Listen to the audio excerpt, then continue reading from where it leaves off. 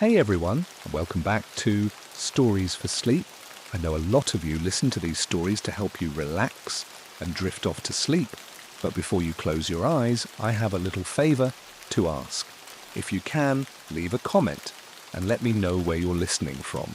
It's always fun to see how many places around the world we're connecting with.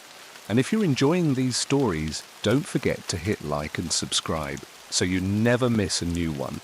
Now, it's time to get comfy and relax. Let's forget about everything for a moment and enjoy tonight's story together. Ready? Let's begin. It wasn't the kind of thing you expect to find at a yard sale. No, this was something different. Something that didn't belong there, lying amongst the cheap wicker chairs and faded teacups, the yellow dishes that no one had ever bothered to take a second glance at. She had found it at the back of Mrs. Cole's garage, where the light was poor and the shadows gathered like old secrets. The hourglass sat on a shelf, its glass sparkling in the dull light, untouched by time. Or so it seemed. The sand inside, darker than any sand she had ever seen, almost like the colour of ash, moved slowly, swirling in an eternal loop. The timer, though it had no obvious way of telling time, seemed to pulse in a rhythm that was its own, as if it was waiting, watching. The woman, who had been searching for something, anything, really, to distract her from the wreckage of her life, had seen it. That was all it took. One glance and the pull was immediate, like gravity or some invisible force she couldn't deny. The old woman, Mrs. Cole, had given her a smile that seemed both too knowing and too sad. "It's not worth much," she'd said, her voice thin and fragile, like a breath of wind, "but it has its qualities. You might not want to flip it." Something in Mrs. Cole's voice made her hesitate for a second, but only for a second. It wasn't as if she could pass up the opportunity. Her hands, shaking from the constant anxiety that had taken root inside her chest, reached out and picked it up. The glass was cool to the touch, colder than the air around her. "How much?" she asked, her voice flat, as though she couldn't even muster the energy to care. Mrs. Cole just stared at her for a long moment, as though measuring something unspoken between them. Then, after what felt like an eternity, she nodded. $10, but I'll throw in the stand if you want it." She paid, not thinking twice, and carried the hourglass out of the garage. The moment she stepped onto the cracked driveway, the wind shifted, almost imperceptibly. And when she looked back, Mrs. Cole had already closed the garage door, her figure disappearing into the shadows of the house. That night, when she placed the hourglass on the small table beside her bed, she thought little of the warnings. After all, she had nothing left to lose. Her life had become a series of mechanical motions: wake, work, eat, sleep, repeat, nothing more. The hourglass, with its peculiar beauty, was a distraction, a momentary break in the monotony.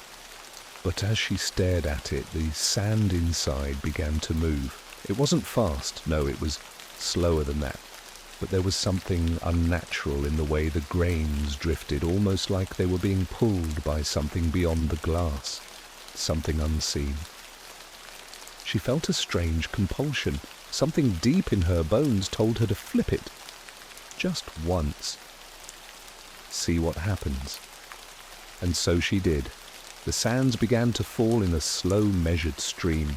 Her eyes stayed fixed on the glass as the grains of sand slipped through, one by one, like clockwork. The first few minutes felt like nothing. Just an oddity, a curiosity, a moment to fill the empty space that had become her life. But then something changed. The first knock came at her door. It was a quiet knock, almost timid, a hollow sound like a distant echo. She stood up, a feeling of unease creeping up her spine. It wasn't a familiar knock. It wasn't the kind of sound you hear when a neighbour stops by or when the mailman arrives. Number. This was different. When she opened the door, there was no one there.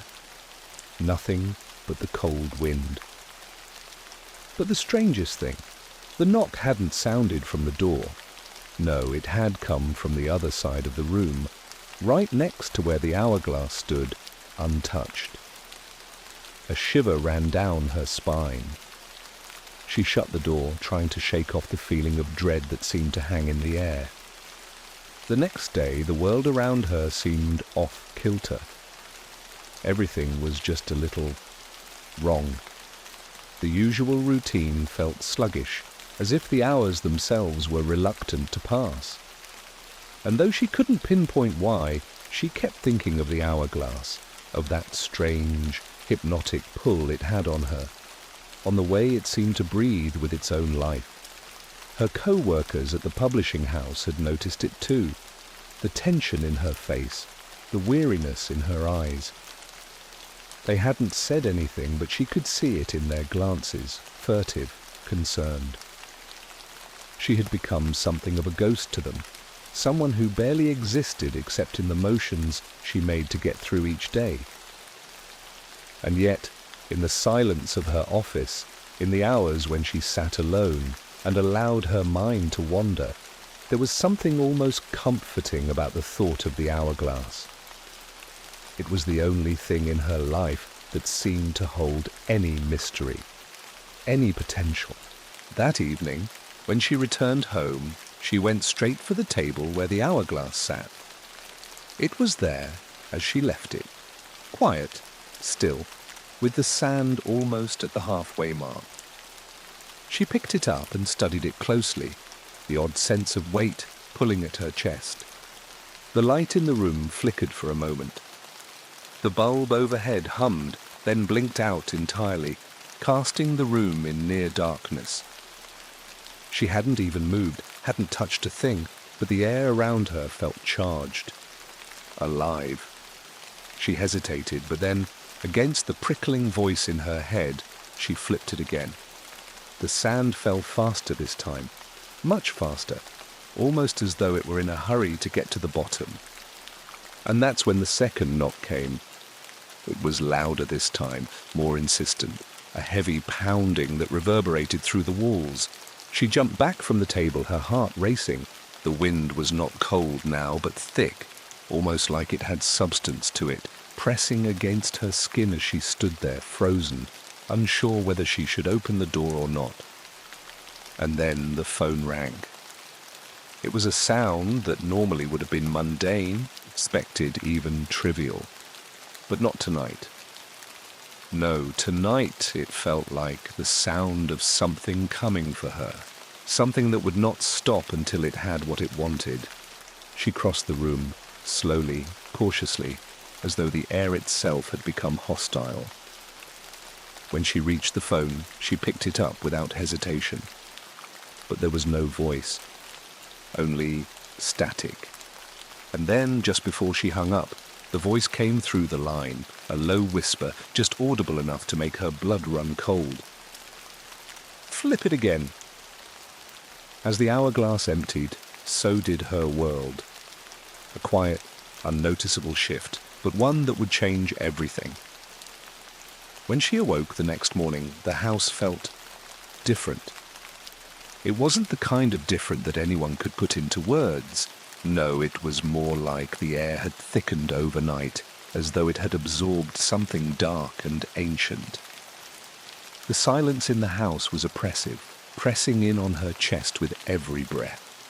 The light outside the window had a faint amber hue, like the kind that appeared just before dusk, and yet the clock on the wall ticked steadily, assuring her that it was still early. She stood up slowly, eyes heavy with the weight of a sleep that hadn't quite taken her. There was a strange sense of displacement, as if her body had been asleep, but her mind had never left the waking world. Her fingers grazed her bedside table and found the hourglass exactly where she had left it. The glass had a coolness to it that felt wrong. She paused, staring at it for a long moment, the sand still swirling within. Its rhythmic motion, now more pronounced, seemed almost alive, pulling at her with an unsettling urgency. She couldn't help herself. She picked it up, feeling its weight again, the strange pull of it against her palm. A sudden flash of memory hit her like a slap. The voice on the phone, the pounding at her door, the whisper that had come through the line, cold and deliberate. Flip it again. The thought felt more like an order than a suggestion. The temptation to turn the glass, to watch the sand fall faster, gnawed at her insides. It was a compulsion she couldn't ignore, and for the first time in what felt like forever, she wasn't sure she wanted to. She flipped the hourglass. The sand poured out in an almost violent rush. It wasn't gentle anymore, not like before. It seemed eager to spill, as if it had been waiting for her to give it permission, to release it from whatever unseen prison held it in place. The grains tumbled faster and faster still, so fast that the glass began to hum, the sound rising in pitch, vibrating through her bones. Her hand shook as she held it, her breath catching in her throat. But before she could even process what was happening, there came another knock at the door. This time, it wasn't the tentative tap of someone on the other side.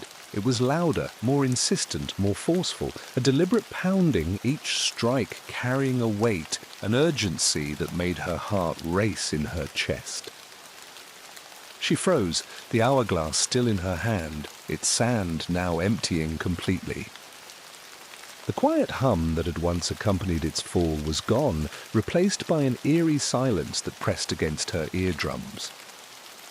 The knock sounded again, followed by a soft whisper through the thin wood of the door. "Let me in!" Her stomach twisted into a knot. This wasn't normal. This wasn't something she could ignore anymore. She set the hourglass down with trembling hands, her heart hammering in her throat.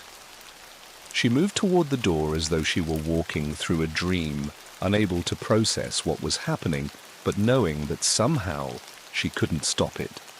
Not anymore. The door wasn't locked, but it didn't need to be. There was no need for keys or handles. With a hesitant push, it swung open, the hinges creaking as though they were straining under the pressure of something unseen. And there, standing in the doorway, was a figure. At first, she thought it was a person, someone she knew, perhaps a neighbor, or even someone from her past. But no, the figure wasn't quite human. There was something wrong with it, something subtle but undeniable. Its features were too sharp, too angular, as though its face had been carved from stone. Its eyes were wide, unblinking, and dark, black pools of emptiness. It spoke then, its voice a low rasp, as if it had been buried under layers of time and dust. "You called me." She shook her head, her hands trembling, as she backed away from the door. Her breath was coming in ragged gasps now, the air around her thick with the smell of something faintly metallic, like blood. Her mind scrambled for explanations, for something, anything that could make sense of this. But she didn't need an explanation. Not really. She knew. It was the hourglass. The moment she had flipped it again, something had been set in motion. Something that had been waiting, watching. It had called something from the dark spaces, something old and hungry, and now it was here. The figure stepped closer, its movements slow and deliberate. It didn't walk, it glided. It was a presence more than a body, a thing that was simultaneously there and yet not fully in the world. You summoned me," it repeated, each word pressing down on her chest like a weight she couldn't lift. "Now you will pay the price." Her mind reeled, but before she could speak, before she could beg for it to leave, there was another sound, a soft, almost imperceptible sound, a whisper. Her eyes darted toward the hourglass. It was moving again. The sand was flowing, but this time it wasn't the same sand. The grains inside were no longer the dark, ashen color she had first seen.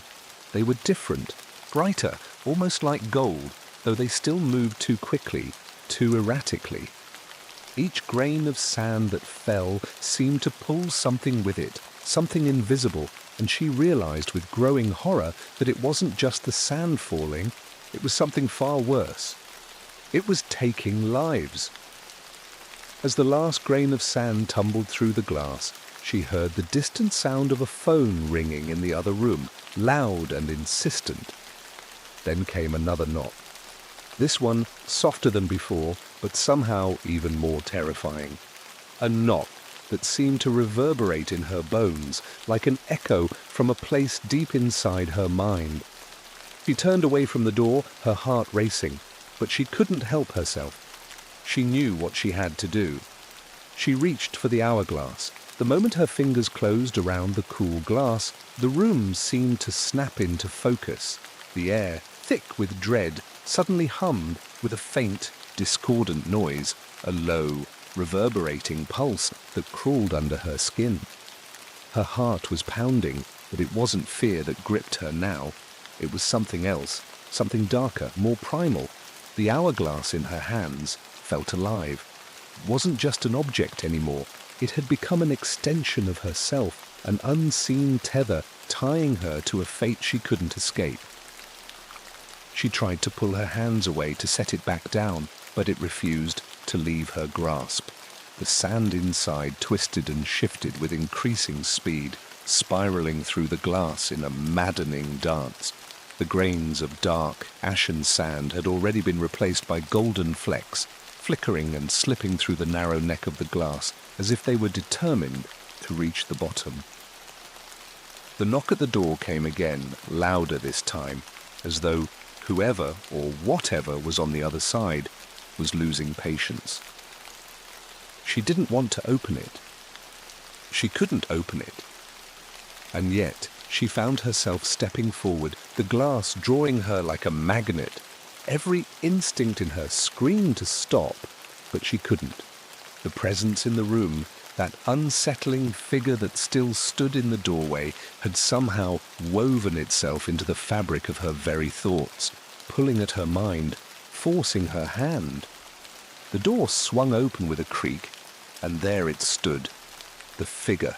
It hadn't changed, not really, but now it felt more solid somehow, less of a shadow and more of a presence. Its eyes, endless black pools, locked onto hers with a kind of predatory calm that froze her blood. "You can feel it now, can't you?" it whispered, its voice low, cold, like ice being scraped across the floor. "The price you must pay." Her mouth went dry, her tongue thick in her mouth. She wanted to speak, to beg for mercy, but her throat closed up. Instead, she could only stare, her grip tightening on the hourglass. She tried to pull away, but the glass had become an anchor, its weight pulling at her insides. "You called me," the figure repeated, stepping forward, its limbs bending in unnatural angles. "And now you will pay the price." She stumbled back, desperate for air. Her fingers trembled uncontrollably, but the hourglass refused to leave her hand. The sand had already fallen nearly to the bottom, the last grains slipping through the narrow neck with unnerving speed. It was almost over. Almost. "No," she gasped, but the word was weak, helpless. The figure's dark eyes gleamed as it reached out, its hands stretching unnaturally long, fingers like claws. "You cannot escape it," it crooned, its voice sweet as poison. "The sand is running out. The moment you flipped it, you bound yourself to me, and now each life lost will be added to your debt. Each life." The room felt smaller now, tighter, as if the walls themselves were closing in on her. She could hear the faint scratching sound like claws on glass, coming from the hourglass. Her heart thundered in her chest as the last grains of sand began to pour through the neck. "Each life." The words hung in the air, thick and suffocating. She looked down at the hourglass in her trembling hands, but it was no longer just glass. No, it had become something else, something alive. The surface rippled, the glass warping in unnatural patterns as though it were being reshaped, by some unseen force. She could feel it now, the pull. It was inside her, swirling like a storm. It wanted something. It demanded something. Her stomach lurched, nausea swirling inside her like a twisted knot. She looked up, desperate to escape the overwhelming sense of terror that was closing in. She needed to get away. She needed to get rid of it. But the figure wasn't finished yet. It stepped forward again, its movements smooth, predatory. Each step it took seemed to bend the air around it, distorting the space like ripples in water. "You'll never be free," it hissed, a cold smile playing across its lips. "Not until I claim what's mine." The air in the room thickened with a low, guttural noise, like the sound of something scraping its way from the depths of the earth. And then suddenly the lights flickered, dimming to nothing. The room plunged into complete darkness. The hourglass seemed to pulse, sending waves of heat through her fingertips despite the coldness that had enveloped the room. The weight of it pressed down on her chest, suffocating her. "I have to stop it," she thought desperately. But the thought was distant now, like an echo from a place too far away. The figure was gone. She could feel it, that absence, the void left in its wake. But it was no relief. No, something had changed. She looked down at the hourglass. The last grain of sand had fallen, but the glass had not emptied. Instead, the golden sand seemed to swirl back to the top, the grains flicking through the air, swirling around her in an ethereal, slow-motion dance. No, this can't be happening. She could feel the presence of those whose lives had been taken. Their spirits, or was it just the weight of their loss, clung to her like shadows, like memories that weren't her own? She could almost hear them, faint whispers brushing against her ear, urging her to flip it again. The knock came again. This time it wasn't from the door. No, the knock came from inside her head, from the very corners of her mind. She could feel the pressure of it, a sensation not unlike drowning, only worse. Something otherworldly was pressing in on her consciousness, forcing her to obey. Her breath caught in her throat as she looked at the hourglass, the weight of the decision inescapable. The sand seemed to pull at her as if it knew she would flip it again. And in that moment, she realized with sickening clarity that the hourglass was not just a tool. It was a gateway. A portal to something far worse than she could ever have imagined. And with each flip, she fed it. The whispers grew louder. "Flip it," they urged, their voices low and insistent. "You must. You have no choice." Her mind was unraveling, her thoughts a blur of fear and desperation. She knew she was running out of time, out of options. But somehow, somewhere deep inside, she found herself drawn toward the hourglass again. The inevitable pull was too strong, and as though she had no will of her own, she flipped it once more. The moment her fingers touched the hourglass again, the world seemed to twist. It wasn't a violent twist, not in the way one might expect. No, this was subtler, like a slight shift in reality that only those who paid attention could feel. And the moment she flipped the glass, it was as though the air in the room had thickened, pressing in on her chest with a suffocating weight. Her pulse hammered in her throat, and she could feel it now. The pull, the insistent tug that gnawed at her very soul. The sand inside the glass moved faster than before, its golden hue swirling and churning with a frenetic energy, like it had tasted blood and was hungry for more. Why did I do this? The thought whispered through her mind, but it was distant, disconnected, as though it didn't belong to her anymore. She could barely breathe, the air growing colder with each passing second. And yet, she couldn't stop staring at the glass, couldn't stop watching the sand fall faster, faster still.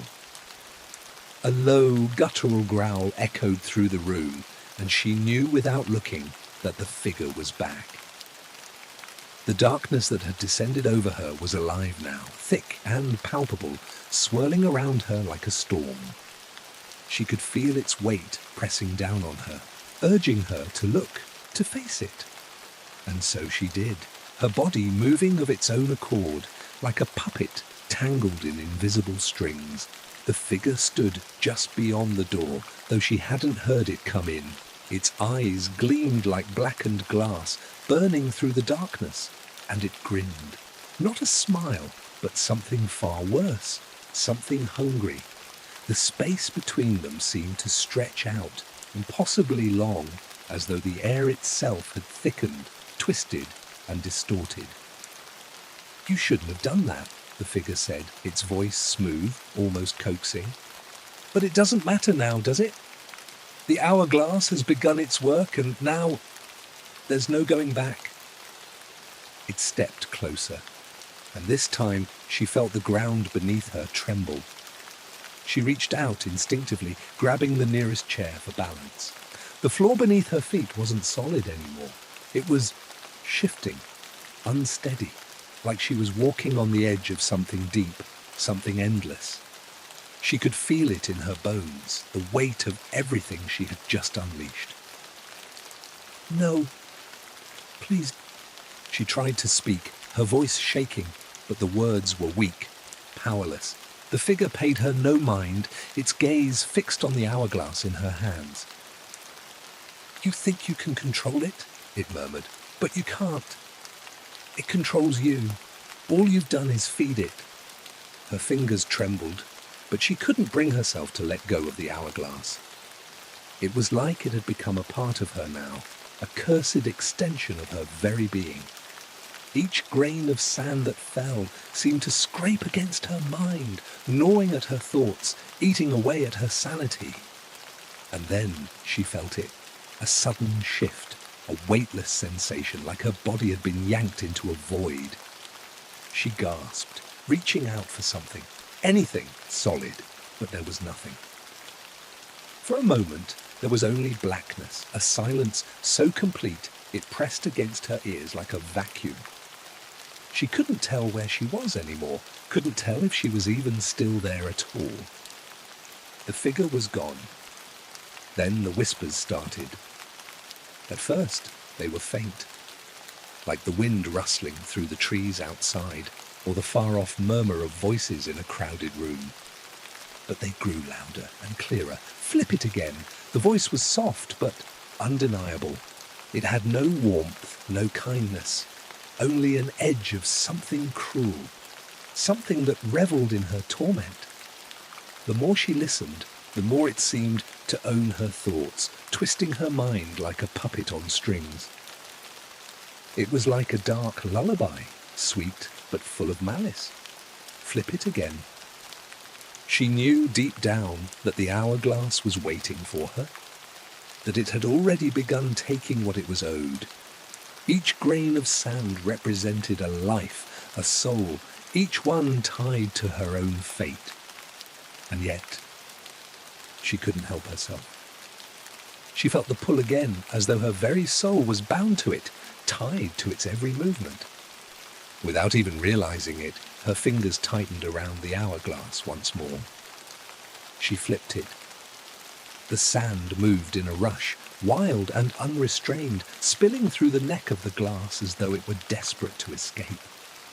The hum in the air grew louder, almost a screech now, reverberating through the room like the cry of a dying animal. And then the door behind her creaked open. She didn't turn to face it this time. She couldn't. She felt it, the presence, slinking into the room, just beyond her line of sight. She could almost hear its breath, slow and deliberate, like the sound of something hunting, something stalking its prey. The whispers grew louder, more insistent. She could feel their cold fingers tightening around her mind, drowning out everything else. The moment the last grain of sand fell, she was paralyzed. Not physically, no. Her body was still, her hands frozen around the hourglass, but her mind, her soul, had been ensnared, dragged into something far darker. It was too late. Her mouth opened, but no sound came out. She tried to scream, to fight back, but her body refused to obey. The figure was there now, standing just behind her, its presence so overwhelming that she felt it in the pit of her stomach. It was no longer just watching her. No, it was inside her. It was in her thoughts, in her heart. "You fed it," the figure said softly, its voice like velvet, smooth and mocking. "Each grain of sand you release has taken a soul, and now your own soul is mine."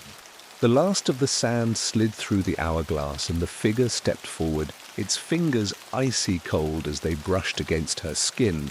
She gasped as the contact sent a shockwave through her, like ice in her veins. She felt the tug, a tearing sensation, like something was being pulled from her chest, and she knew, with horrifying certainty, that it was not just her soul that was being claimed. Number. It was everything. Everything she had ever been. The whispers didn't stop. They had become louder, deafening, until they filled her mind completely. You can't escape now. Her mind was unhinged.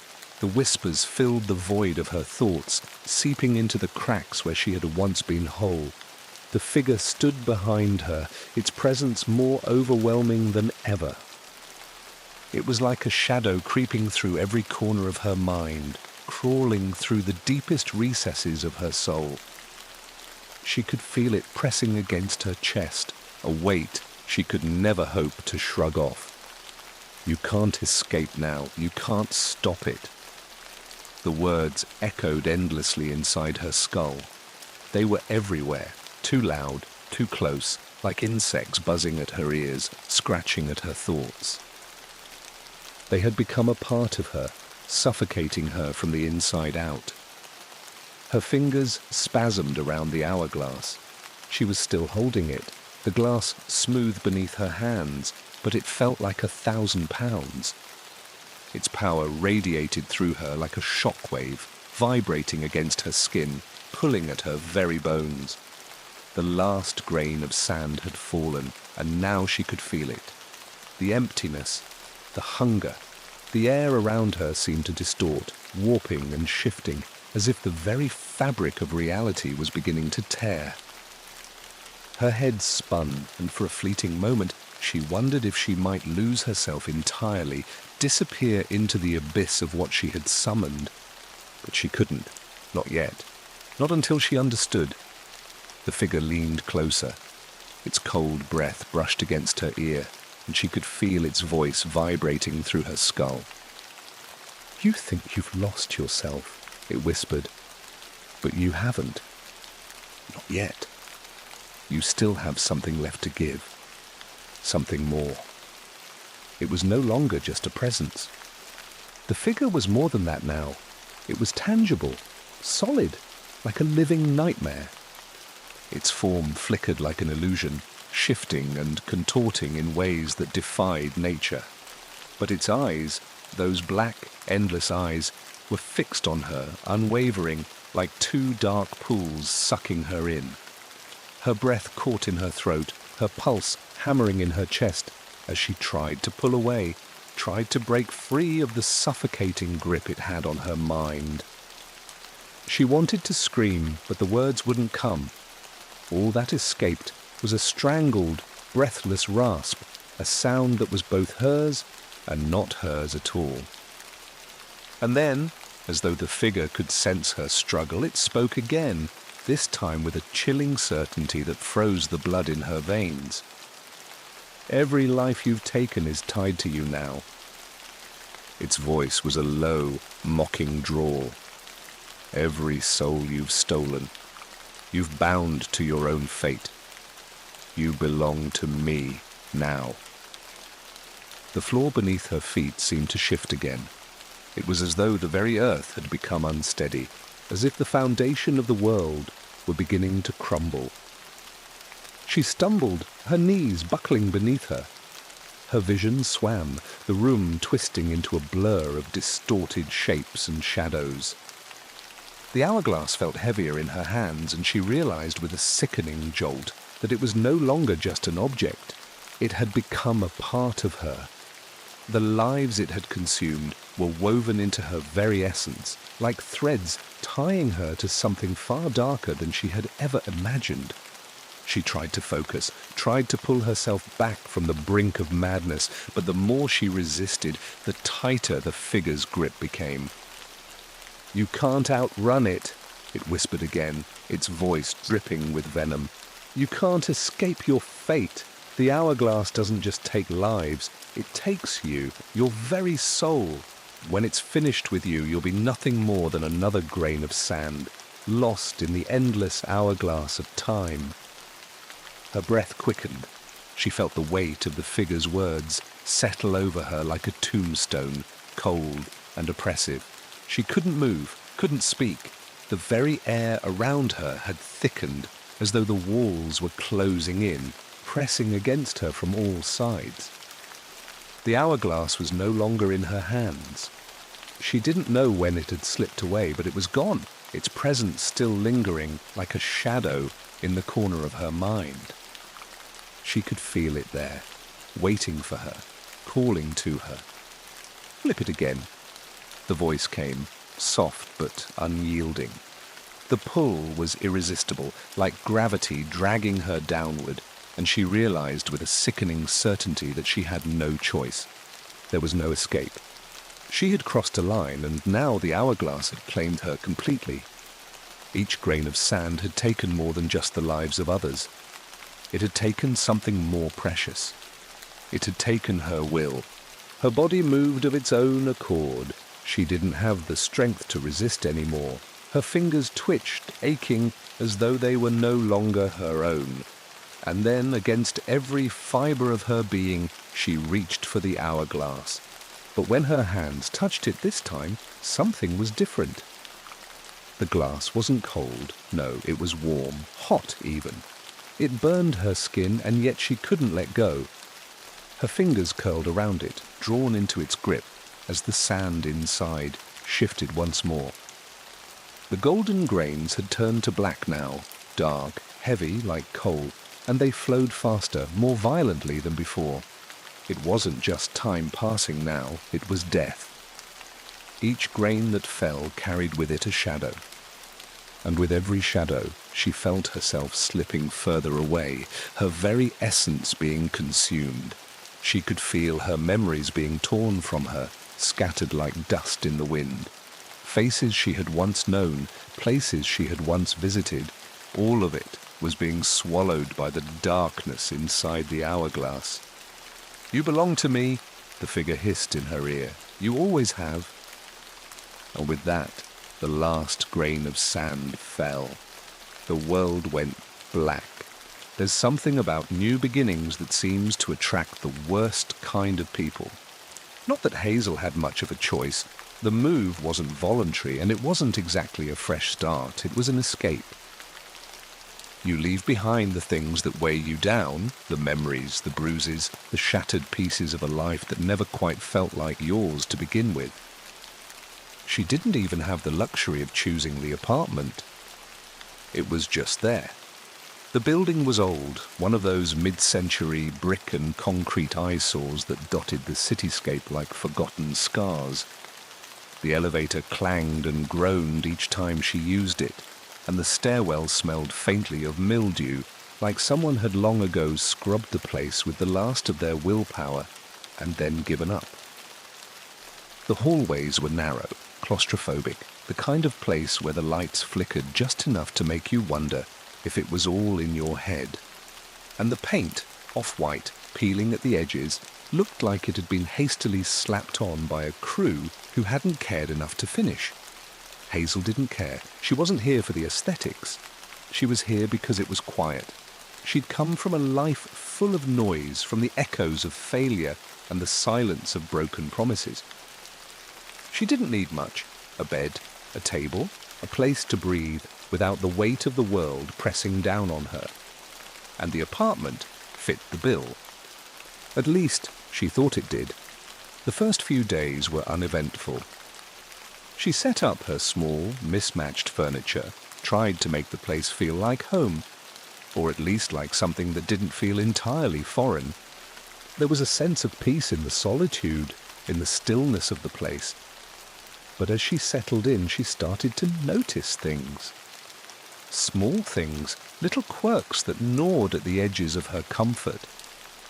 It started with the door. There was something about the man next door, a neighbor who never seemed to leave. Hazel hadn't seen him, at least not properly, but she had heard him. It was a sensation more than anything, like something was wrong, like something was out of place. The door was always ajar, just a crack, just enough that she could hear him inside, and it wasn't always the sound of normal life. It wasn't the hum of a television or the clink of dishes in the sink. This was different. It was a scraping sound, slow, deliberate, rhythmic, as if something heavy was being dragged across the floor. She couldn't help it.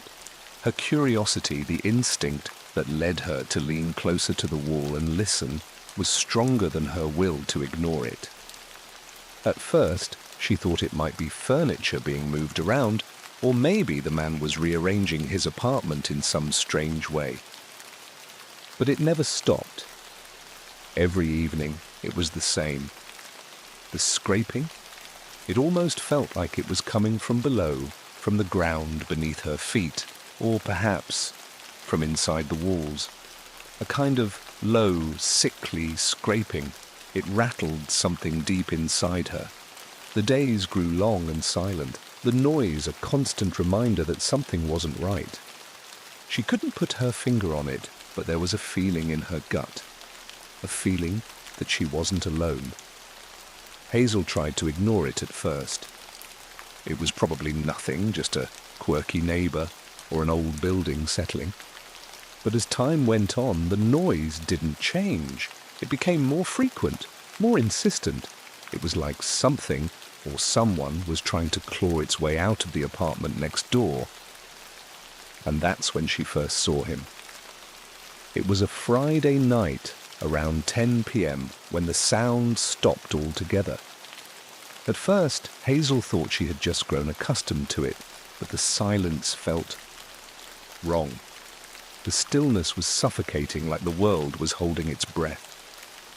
She stood in her kitchen, stirring a cup of tea, when she heard it, the softest creak, a faint scraping of wood against wood. The door. It was opening. She froze, her fingers still wrapped around the handle of the cup. Her heart raced in her chest as her eyes flicked toward the door. Just a crack. There he was, the man, or at least what she could see of him. She didn't know how long he had been standing there. It wasn't until he moved, his hand gripping the edge of the doorframe, that she realized he was looking at her. The skin on the back of her neck prickled, and the hairs on her arms stood straight. It was instinct. A warning. The way his gaze didn't shift, how his eyes were locked onto hers, made her feel exposed, like he could see through her, strip away every layer of her soul. Hazel didn't blink, didn't breathe. For a moment, time stood still. The man didn't speak. He didn't even move, except for that faint scraping sound again. His fingers, long and thin, were pale, almost sickly, and his hand trembled slightly as if he was holding himself back. And then he slowly, agonizingly slowly closed the door again. Hazel stood there for what felt like an eternity, staring at the door across the hall, her heart thudding painfully against her ribs. Her pulse raced, her skin was clammy, and every instinct in her body screamed at her to run, to get away. But she couldn't. Something held her there. She wasn't sure what it was, curiosity, fear, or something darker. But she knew she couldn't walk away without understanding what was happening. For the rest of the night, she tried to convince herself that it was nothing. Just a strange man, a strange habit, maybe even a mental illness she didn't understand. But she couldn't shake the feeling that something was terribly, irreparably wrong. It was the next evening when the noise started again, the scraping. It was louder this time. She had no intention of peeking through the door again, not after what happened last night, but something about the noise drew her in, pulled her toward it like a moth to a flame. Her curiosity was a chain, and with each scrape it pulled her closer. Hazel leaned against the doorframe, trying to tell herself to walk away, but she couldn't. She just couldn't. The scraping grew louder, and then, suddenly, it stopped. She had no time to react, no time to think. The door was open. It wasn't a crack this time. It was wide open, and she could see him. The man. He wasn't what she expected. He wasn't an old man, though he looked like one. He wasn't thin, but he was bent. His back was crooked in a way that shouldn't have been possible, as though his spine had been snapped in half and then twisted. He was hunched over, his head tilted at an unnatural angle, like a bird that had been strangled mid-flight. He didn't move at first. He simply stood there, staring at her with those eyes. Dark, empty pits that didn't seem to belong to a man. The rest of his face was contorted in a grotesque grimace, his mouth slightly open, as if he were trying to say something, but no sound came. He was broken, and yet, somehow he was still alive. Hazel's blood ran cold, her limbs frozen in place. Her chest tightened, her breath shallow, as the air between them thickened, and she realized with sudden horror that he knew she was there. He knew she was watching. Hazel lay in bed that night, staring at the ceiling, trying to ignore the clamor of thoughts that filled her mind. The man next door haunted her, but it was more than just the way he looked. Twisted, broken, a grotesque parody of a human. Number. What gnawed at her wasn't the appearance of the man. It was something darker, something deeper. There was a knowing in his eyes, a familiarity that made her skin crawl. She wasn't supposed to see him. She wasn't supposed to be aware of him. And yet she couldn't unsee what she had glimpsed through that small, open door. The sensation had been almost physical, like an invisible force pressing against her chest, forcing her to stay there, to watch. His eyes had locked onto hers like an iron shackle, pulling her in with such intensity that she thought her heart might stop. And it wasn't just the door he'd closed so slowly, as if the act was deliberate, taunting her. It was the way he'd known she was there. The silence between them after the door shut was unbearable. Hazel could feel the weight of it even now, pressing down on her. She squeezed her eyes shut, as though that might shut out the memory of his twisted face, his unblinking stare. But the silence had taken on a life of its own, worming its way into her thoughts, until she wasn't sure what was real anymore. The scraping noise started again that evening. At first, Hazel thought she might be imagining it, her mind playing tricks on her after the horrifying encounter the night before. But no, it was unmistakable. That same awful grinding sound, the scraping of something heavy being dragged across a floor. It was faint, like it was coming from the depths of the apartment next door. But it was there, always there. She had to know what it was. With a determined sigh, Hazel pushed herself out of bed and pulled on a worn sweater. Her legs felt shaky, but she ignored it, focusing on the path ahead, on the building tension in her chest that made her want to turn and run, to leave the building and never come back. But curiosity, that dark beast, was gnawing at her from within. She moved toward the front door, but she stopped just short of it. Her ear pressed against the cold wood of the doorframe, listening intently for any sounds beyond her apartment.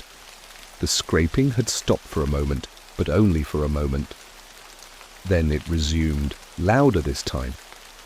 More urgent, as though whatever was dragging along the floor was closer to breaking free. Hazel's fingers curled into fists, her knuckles white as she tried to steady herself. A part of her, the rational part, the one still hanging by a thread, told her to turn away, to pretend none of it was happening, to lock the door and forget everything she had witnessed. But the other part, the darker part, urged her forward. She couldn't unsee what she had seen. She needed answers. She had to understand what was happening in that apartment next door. The hallway outside her apartment was dimly lit, the light above flickering every few seconds, casting an eerie glow across the chipped walls. Hazel moved cautiously, her footsteps muffled against the worn carpet.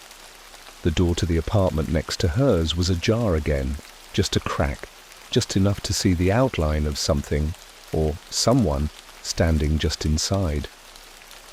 Hazel's breath caught in her throat.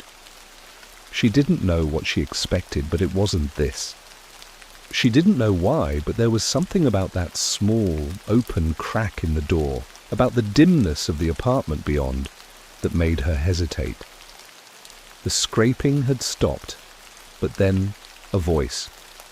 A soft sound so faint that Hazel almost didn't hear it, drifting from behind the door. The sound was half a whisper, slow, deliberate, as though each word was being forced out through cracked lips. Hazel pressed her ear closer to the door, her breath shallow, her heart thudding in her chest. "I know you're out there." The words sliced through her like a cold blade. She jerked back, her pulse surging with the realization that he knew she was listening. But how? How could he know? Hazel stood frozen, her mind scrambling for any explanation. She pressed her back to the wall, trying to control her breathing, to steady herself. Her legs were trembling, and for a brief moment she wondered if she might actually faint. But she couldn't back away now, not after everything. Another voice followed, this one more distinct, a rasping whisper. The scraping sound resumed, but now it wasn't the noise of dragging. It was something more deliberate, like the scraping of fingers on stone. She couldn't help it. Her eyes darted to the crack in the door, her curiosity pulling her in like a moth to a flame. Her hands were shaking, but she couldn't look away. And then, as if to answer her unspoken question, the door slowly creaked open, just wide enough for her to catch a glimpse of him. The crooked man. He was standing there, hunched over, his back twisted at an unnatural angle, his head lolled to one side, his neck bent in a way that made Hazel's stomach churn. His skin was pale, so pale it looked translucent, and his clothes hung loosely from his gaunt frame, as though he had been wearing them for far too long. But it was his eyes that grabbed her attention. Those dark pits, empty, hollow, yet strangely alive. They were locked onto her with the same intensity she had felt the night before, that suffocating, knowing stare. She wanted to scream, she wanted to run, but her legs wouldn't move. Her body was frozen in place, unable to escape the nightmare unfolding in front of her. The crooked man didn't speak this time. He simply stood there, his head tilting slightly to the side, as if studying her. And then, impossibly, he took a step forward. The scraping sound resumed with each slow, deliberate movement of his body, the floorboards groaning beneath him. The air between them felt charged, heavy, oppressive, and Hazel could feel it pulling her in, as if the very space around her was closing in, tightening like a vice. She couldn't breathe. She couldn't think. And then, finally, he spoke again. But this time, the voice wasn't a whisper. It was clear, cutting through the silence like a blade. "I've been waiting for you." The word struck her like a punch to the gut. She stumbled back, her breath caught in her throat. The fear gripped her like a vice, and every instinct screamed at her to flee, to get away before it was too late. But the crooked man took another step forward, another scraping sound, and the door slammed shut. Hazel's feet felt like lead the next morning. She stumbled through the dim light of her apartment, the air thick with the smell of stale coffee and dread. She hadn't slept a wink. Every time she closed her eyes, the image of the crooked man's face flickered behind her eyelids, those black, endless eyes, the jagged tilt of his head, the unnerving slowness of his movements. It wasn't just the sight of him, but the feeling, the suffocating certainty that he had been waiting for her to see him. She could still hear his voice in her ears, cold and rasping, the words echoing through the silence of her mind. "I've been waiting for you." What did that mean? Why had he been waiting for her? The questions clawed at her, but the answer was just out of reach. Her mind kept drifting back to that single moment when the door had slammed shut, when the crooked man had disappeared behind it. Hazel hadn't moved for what felt like hours, staring at the door, paralyzed by the weight of the encounter. And when she finally gathered the strength to leave, her legs wobbled beneath her as if the very act of moving required an effort she didn't have. But as the day wore on, the silence in the apartment became unbearable. She couldn't ignore it anymore. She had to understand. With a sharp inhale, she pulled herself together. The sun was just starting to dip below the horizon, sky outside tinted with purple and crimson. Hazel paced in her small apartment, feeling the walls close in. She couldn't keep going on like this, pretending like nothing was wrong. Hazel knew what she had to do. It had been days since the incident, but she couldn't shake the feeling that the crooked man was still out there, still watching her. She hadn't dared to go near his door again. Not since that night. Not since he'd known she was there. But there was something about the dark corners of the building, something about that door that she just couldn't ignore. She needed answers. She needed to see him again. She'd gotten this far. She couldn't back down now. Steeling herself, Hazel slipped on her coat and left her apartment. The hallway felt different now, colder, more oppressive, like the air had thickened with something ancient and malevolent. The flickering light above her head buzzed as she made her way to the crooked man's door. It was still ajar. She couldn't tell if it had been open all along or if he had deliberately left it that way for her. For a brief, desperate moment, Hazel considered turning back. The closer she got to the door, the heavier her chest became. Her breath grew shallow, and her hands trembled at her sides. She felt the weight of her own fear, a fear that had become a part of her, but there was no turning back now. Not after what she'd seen. Her fingers brushed the doorframe. She peered inside. It was dark, darker than she had remembered, but this time there was no scraping sound. No unsettling shuffle of movement. The apartment was still as if nothing had happened. But she could feel it. There was a presence there, like something was waiting. Her eyes searched the shadows, but they didn't settle on anything. No sign of him. She almost felt stupid standing there, waiting for something to happen. Maybe it was all in her head. Maybe she had been imagining the whole thing. The crooked man had to be just some eccentric old neighbor. But that thought didn't last long. A sound broke through the silence, cutting through her thoughts like a knife. It wasn't the scraping this time. It was the low groan of floorboards, the unmistakable sound of something or someone moving. Hazel's breath hitched. She stepped back, but her feet wouldn't move. She was rooted to the floor, her mind screaming for her to run, but her body refused. She had to know. And then the door opened. Not slowly, not creaking or groaning like it had before. It opened completely. In one smooth motion, the door swung wide and the crooked man stepped out. Hazel's heart skipped a beat. He was closer now. Too close. He wasn't just hunched over, he was worse.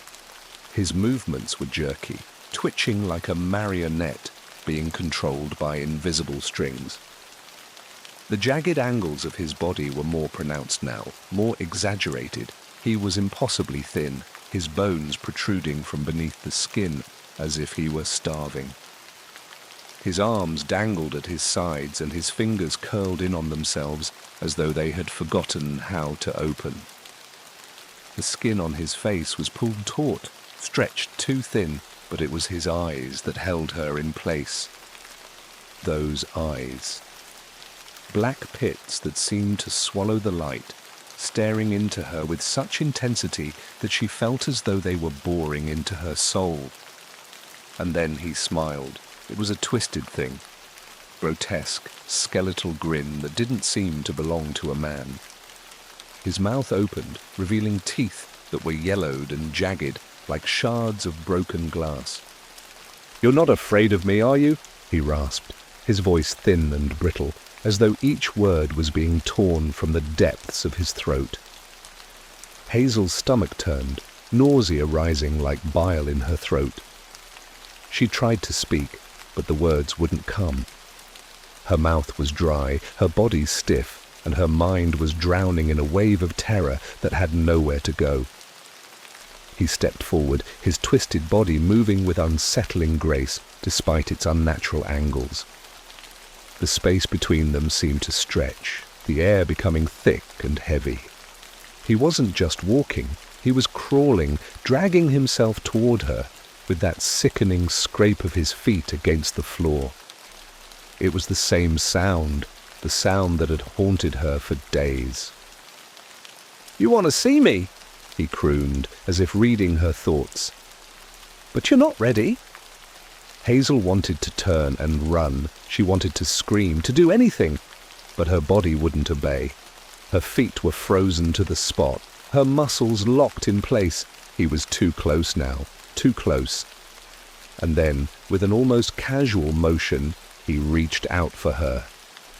Hazel gasped, her mind finally snapping into action. She wrenched herself back, stumbling away from the door, away from him. Her breath came in ragged gasps as she backed toward her own apartment, her legs finally finding the strength to move. The crooked man didn't follow her, but his laughter echoed in the hallway, a dry, rasping sound that made her skin crawl. "I've been waiting for you," he repeated, his voice following her like a shadow, until it was drowned out by the sound of her own frantic heartbeat. The door to her apartment slammed shut behind her, but the echo of the crooked man's voice lingered, hanging in the air like a terrible, unshakable presence. Hazel didn't dare move. She didn't dare breathe. But the silence didn't last long. It never did. The hallway felt empty now, but Hazel knew better. The silence that surrounded her was thick, oppressive, like something was holding its breath, waiting for her to make a mistake, waiting for her to slip up and finally cross the threshold into whatever nightmare the crooked man had planned for her. She pressed her back against the door of her apartment, the cool wood pressing into her spine as she struggled to steady her breath. Her heart was still hammering in her chest, but she couldn't stop herself from thinking about the man, the way he had smiled at her, the way his twisted body had moved with unnatural precision, a broken marionette come to life. She had thought she was ready, thought she could face whatever darkness had crept into that apartment complex.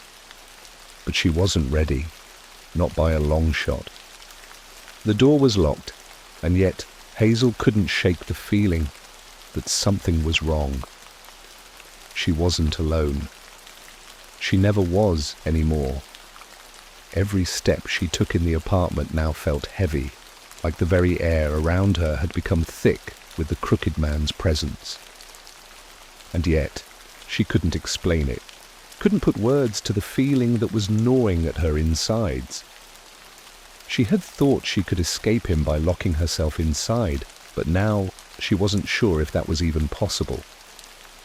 The scraping sound started again. It was faint at first, barely a whisper beneath the hum of the old building's ventilation system. but it grew louder, sharper, dragging through the silence of the apartment.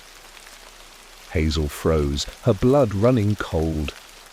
She had heard that sound before, so many times before, but it was different now. It was closer, so much closer. It's not coming from the neighbor's apartment anymore, Hazel thought, dread creeping up her spine like icy fingers. Her eyes shot to the door, to the hallway beyond. Was he outside? Was he already here, waiting for her? Her hands gripped the edge of the doorframe, knuckles white with the force of her grip. The scraping was getting louder. It was unmistakable now. Something was dragging along the floor in the hallway, coming closer, closer, closer. The doorbell rang. Hazel's heart leapt in her chest. She hadn't expected it. It wasn't like anyone had ever come to visit her, especially at this hour. No one knew she was here. Not really. It had been days since she'd last spoken to anyone in the building. Days since she'd even left her apartment. But the doorbell continued to ring, insistent, pressing against her frayed nerves like a hammer. She took a step back, eyes darting to the window across from her. The streetlights outside were flickering, casting long shadows across the pavement below. She couldn't see anyone. There was no sign of anyone out there, but the doorbell rang again, louder now. The scraping stopped. What the hell is happening? Hazel thought, her heart pounding in her throat. She had to make a choice. There was no running from this. She couldn't lock herself away forever. With one last glance over her shoulder, Hazel reached for the door handle. She didn't think, she just moved. She swung the door open, and there, standing in the hallway, was the crooked man. He was standing up straight now, which made it worse. He wasn't hunched over anymore, not dragging himself along the floor like before. He was fully upright, as though someone had pulled the strings and made him move, like a twisted marionette made of bone and sinew. His arms hung limp at his sides, but his eyes, those horrible black eyes, were fixed on her with that same unnerving intensity. "You shouldn't have opened the door," he rasped, his voice like the sound of gravel scraping across concrete. The words scraped against her skin like a physical touch. "But you wanted to, didn't you?" Hazel's throat went dry. She wanted to say something, but the words caught in her mouth. She couldn't move, couldn't speak. Her legs were frozen in place. "I've been waiting for you," he continued, a twisted smile forming on his lips. "Waiting for you to understand, to see the truth." The sound of his voice filled the hallway, seemed to seep into the walls, the floors, the very air itself. She couldn't escape it. She couldn't escape him. The crooked man took a slow step forward, his movements deliberate, almost languid, like a predator sizing up its prey. His body seemed to bend at angles that shouldn't have been possible, as if he were constantly being twisted by invisible hands. "What do you want?" Hazel's voice cracked, the words barely coming out. The smile on the crooked man's face stretched wider, as though her question delighted him. "What do I want?" he echoed, mocking her. "I don't want anything, not really, but you have something I need, something I've been waiting for." Hazel's stomach twisted, and her pulse quickened as her mind raced. Something I need? What could he possibly mean? The scraping sound started again, but it wasn't the floor this time. It was coming from the crooked man himself, the horrible grinding of his bones as his shoulders jerked forward with a sickening crack. His neck stretched at an unnatural angle, and Hazel felt a wave of nausea rush over her. "You'll understand soon enough," he said, his voice low, almost soothing. "Everything you've seen, everything that's happened, it's all part of the plan, all part of the game." "What game?" Hazel whispered, backing away from him. "What do you want from me?" The crooked man's head tilted to the side, his smile widening in response. "I want you to play," he said, his voice a mere whisper now. But the thing is, you're already playing." Hazel felt her breath catch. She didn't understand. What was he talking about? "You've been playing for a long time," the crooked man continued. "From the moment you moved into this building, every step you've taken, every choice you've made, it's all led you to this, to me." With a sudden, horrifying realization, Hazel's hand flew to her chest as if she could stop the pounding of her heart. "No," she whispered. "No, that's not possible. You've seen the signs," he said. "You've heard the sounds. And now it's time to see the truth. It's time to finish the game." The ground beneath Hazel's feet seemed to shift, the walls closing in around her. Her breath caught in her throat. She couldn't escape now. She had been part of this, part of whatever twisted nightmare this was all along. She had thought she could fight it, that she could leave it all behind, but there was no running now. She was trapped. And just as the crooked man took another step forward, Hazel realized the terrible truth. There was no escape. Hazel's pulse raced like a drumbeat in her chest, thundering in her ears, drowning out everything around her. The crooked man took another step forward, his body bending and twisting in ways that made her stomach lurch. She tried to take a step back, but the fear, the overwhelming dread, locked her feet to the floor. Every inch of her being screamed for her to run, to escape, but the walls of her apartment, her prison, seemed to close in tighter, suffocating her with every breath. The crooked man's twisted smile stretched wider, grotesque in the low, flickering light of the hallway. It was a smile that wasn't meant for a human face. It was something out of a nightmare, something that shouldn't exist in this world, let alone so close to her. His fingers twitched as if he were controlling the very air around them, his presence bending the laws of space and time, making the hallway seem longer, darker, colder. "You really didn't understand, did you?" His voice was still a rasp, but now it carried an almost gentle edge, like a parent scolding a child for their ignorance. "You thought you could run? You thought that by hiding, by locking yourself away, you could escape the game." He tilted his head to one side, his neck cracking in response. It was a sound like a branch snapping under pressure. Hazel swallowed hard, but her throat felt dry as sandpaper. She couldn't speak. Her mouth wouldn't move. She could only watch as the crooked man seemed to grow taller in the dim light, his bones bending like they weren't supposed to, like they were being bent by forces outside of this world. "You're not the first, you know," he continued, as though he were telling her some twisted bedtime story. "I've been waiting for someone who could see the truth, someone who could understand what's happening here, what's been happening here." "What do you mean?" Hazel finally forced the words out, her voice a hoarse whisper that scraped against her ribs. "What's happening? Who are you?" The crooked man laughed, a sound that slithered into her bones, crawling beneath her skin. He didn't seem to care that she had asked a question. Instead, his eyes, those black, endless pits, bore into hers with an unsettling kind of knowing.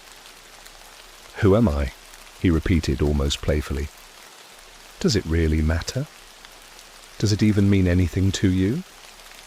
What matters is that you're a part of this now, and you're not getting out." Her legs felt weak, as though the world itself was shifting beneath her, tilting just enough to make her dizzy. She reached behind her for the door, her fingers grazing the cold handle. She could almost taste the escape, the breath of freedom that she thought was just a twist of the door away, but no. The crooked man raised a hand, and the door slammed shut with a resounding crack. The force of it sent a jolt of panic through Hazel's chest. Her back slammed against the door, her breath hitching in her throat. "No!" she gasped, her pulse thudding in her ears. "No! No! No!" Her mind screamed to get away, to do something. Anything. "I told you," the crooked man said quietly, as though nothing had changed, as though they were discussing the weather. "There is no running, there is no escaping, not anymore." She wanted to scream, but the sound stuck in her throat. There were no words to explain the terror that was rising in her chest. The walls around her felt like they were closing in, shrinking with every breath she took. The apartment was no longer a safe haven. It had become a cage, a prison. His twisted smile never faded. The grotesque man took another slow, deliberate step forward, his body folding and bending in ways that defied nature. "You know," he said, voice low, almost tender, "there's a price to be paid, you see. A price that always comes with the game. But you knew that, didn't you? You've been playing for longer than you think. The moment you moved into this building, you started. You didn't even realize it. Not until now." Hazel's heart was thundering. It was as though her blood had turned to ice, her veins thick with dread. She wasn't sure how much more she could take. Every word the crooked man spoke felt like it was driving a nail through her mind. What do you mean?" Hazel forced out, the words barely recognizable even to herself. The crooked man's smile grew, but his eyes darkened, a flicker of something deeper, something older, moving behind them. It was as though he were pulling her into the depths of his own madness, and she was helpless to resist. "You're not the first," he repeated. "You won't be the last." Hazel's head spun. The fear was no longer just an emotion. It was a weight, a physical presence that pressed down on her chest, on her mind. She could feel it in her bones. The walls were too tight, too close, her vision blurred, but her thoughts screamed louder than ever. What did he mean? How had she been a part of it? Her breath was shallow, panic rising in her chest. She could feel something thickening in the air around them, something suffocating and ancient. The crooked man wasn't just a neighbor anymore. He was the game. She didn't understand the rules, didn't even know how she had started playing, but she was in it now. She was caught. "You think you've just been passing through, haven't you?" the crooked man murmured, as though reading her mind. "But you've been a part of the game the whole time. The apartment, the building, it's a part of something much older. I am a part of something much older." Hazel felt the blood drain from her face as the last piece of the puzzle clicked into place. The game was a trap. It was always a trap. "No!" Hazel gasped, her voice trembling with disbelief. You did this. You trapped me here." "Trapped?" the crooked man asked, his voice dripping with mockery. "Oh no, my dear, you chose this. You always have the option to leave, but there's always a price for that." The words hit her like a physical blow. She tried to back away, but there was nowhere to go. The walls closed in tighter, suffocating, pressing against her chest. There was no way out. There was no escape. "You were always a part of this," the crooked man said. "But now it's time to play the final round." His mouth stretched open, revealing teeth like sharp, jagged stones. Hazel could see it then. The game wasn't just a metaphor. It wasn't a riddle. It was a blood curse, something that had been passed down, something that had ensnared her before she had even set foot in this place. And now there was no way to win. There was no way to break free. The crooked man's smile widened even more, impossibly wide, as the air around them shifted. It was too late. The game was over. There's something about the open road that makes people feel alive. Something about the way the tires hum on the pavement, the wind carrying the scent of the unknown that feeds the restless part of the soul. For Jack, Rachel, and Eli, the road trip was supposed to be an escape, a break from the monotony of their lives. It had been their idea to hit the road, leave everything behind and find something new, something they could tell stories about for years. What they didn't know was that the road had something in mind for them as well, something darker. They had been driving for hours when the signs started to disappear. It was subtle at first. The familiar highway markers and mileposts faded into nothing. Jack had been driving for most of the day, the sun just starting to dip beneath the horizon. The road stretched on, endless and lonely, the kind of stretch where you start to wonder if maybe you've passed the last living soul in miles. Rachel had been dozing in the back seat, and Eli was hunched over, scanning through a playlist of music they'd agreed on earlier. None of them had noticed the fading landscape at first, too distracted by the hum of the tires and the music. "Hey, Jack," Rachel murmured, breaking the silence. "Are we still on the main road?" Jack frowned, glancing at the dashboard. He'd been so absorbed in the steady rhythm of the journey that he hadn't thought to check the map for a while. "Should be," he said, squinting through the windshield. But even as the words left his mouth, something felt off. The streetlights ahead flickered like candles in the wind, and the road seemed to narrow in front of them, curving in ways it shouldn't have. His instinct, those deep, primal things that had been honed in him by years of driving, told him that something was wrong. Rachel sat up, now more awake. "I don't know," she said, her voice laced with unease. "I haven't seen a sign for a while." Eli didn't respond. He was too busy fiddling with his phone, trying to get a signal. He hadn't gotten one since they'd passed the last gas station. "I'm telling you, this is weird," Eli said, his brow furrowing. "There's literally no bars left. It's like we've crossed into a black hole." "You're probably just out of range," Jack muttered. But even he didn't believe his own words. It wasn't just the absence of the usual roadside markers. There was a deep, unnerving silence in the air now, the kind of silence that suffocates you without you realizing it. A few miles later, they spotted the sign. It was old, rusted, barely legible, but enough to catch Jack's eye. "Welcome to Ridgeview," it read, the letters barely hanging on as if the wind itself had worn them away. The town looked small from the road, a collection of crumbling buildings just off the shoulder, surrounded by fields that looked as though they had been abandoned for years.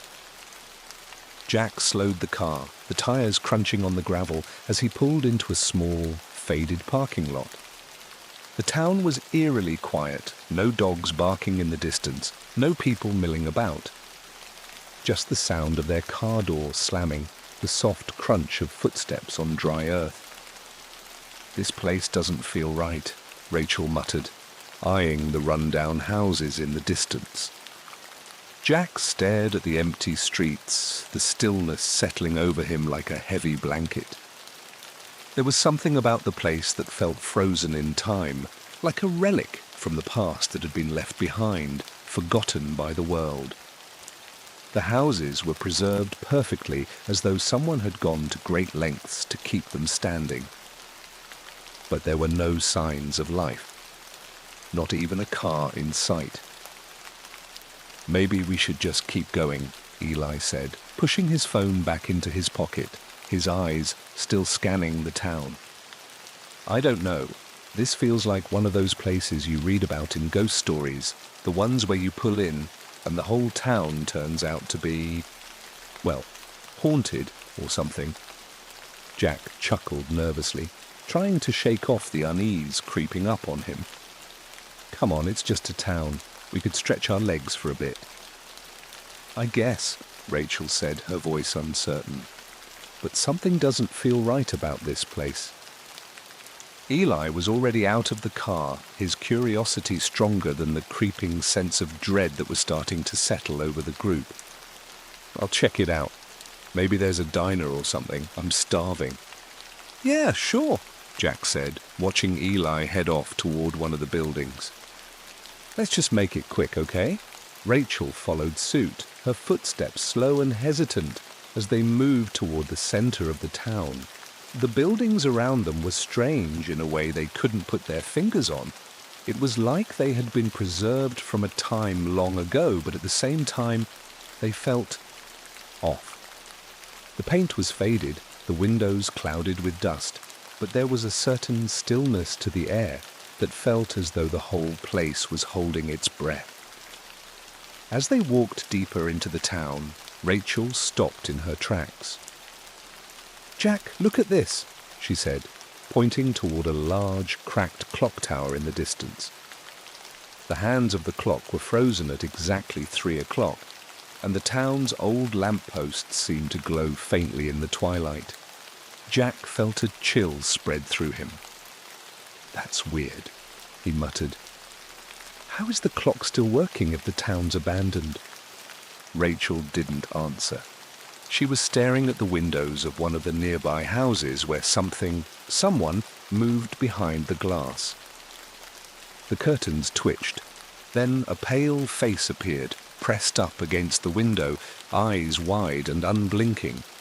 For a moment, Rachel's heart skipped a beat. But when she blinked, the face was gone, the curtains settling back into place as though nothing had happened.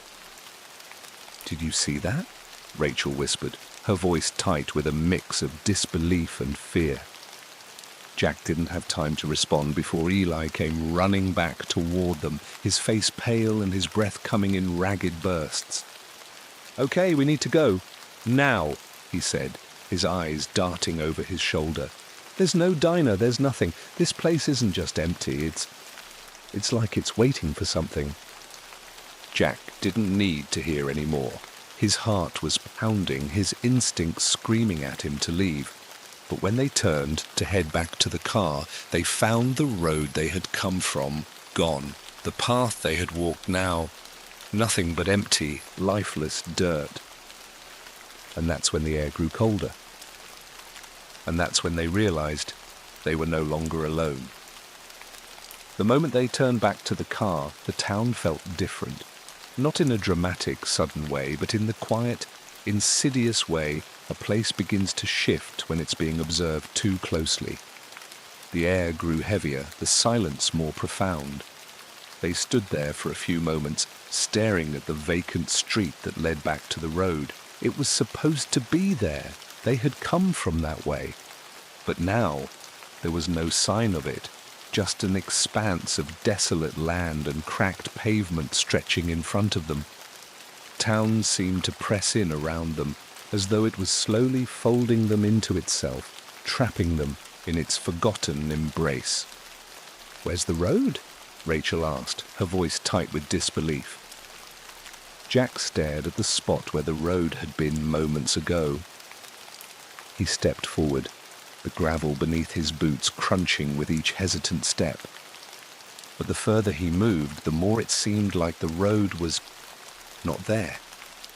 It had just disappeared. The small patch of grass that had been on the edge of the asphalt now stretched out, becoming a thick, wild field, a tangle of weeds and tall grass where there had once been clear passage.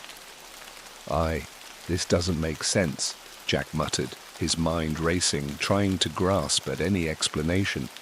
"We didn't turn anywhere. It's supposed to be right here." Eli came up beside him, looking just as confused.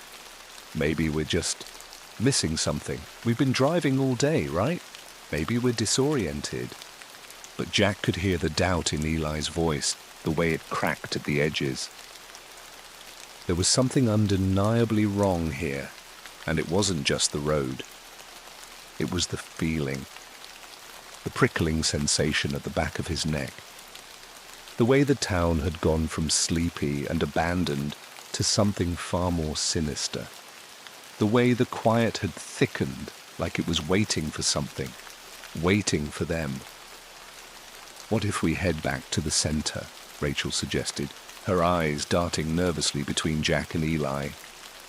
"Maybe there's another way out, another road we didn't see."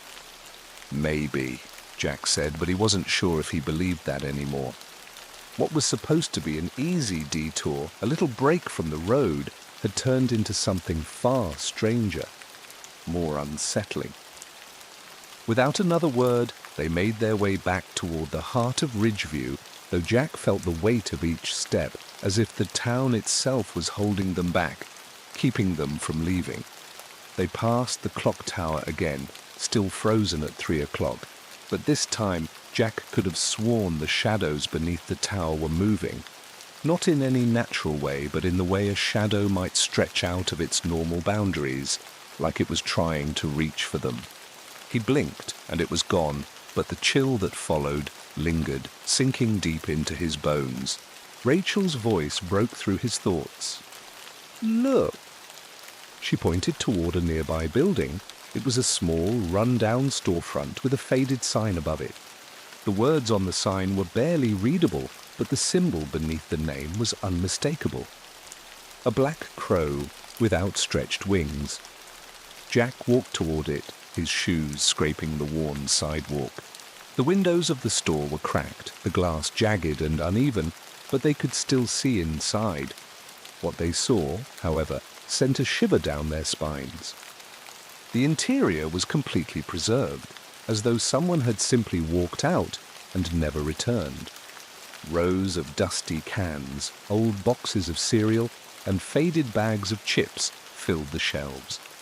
Nothing was out of place, but the stillness made everything feel wrong.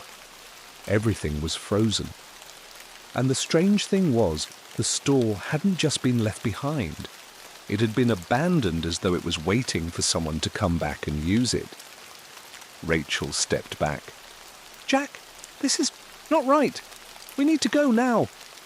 But just as she turned to leave, the door to the store creaked open, slowly, deliberately, revealing a dark figure standing in the shadowed doorway. The figure was tall, cloaked in darkness, its features hidden. Jack's breath caught in his throat. The figure didn't move at first. It just stood there, as if watching them. And then it stepped forward.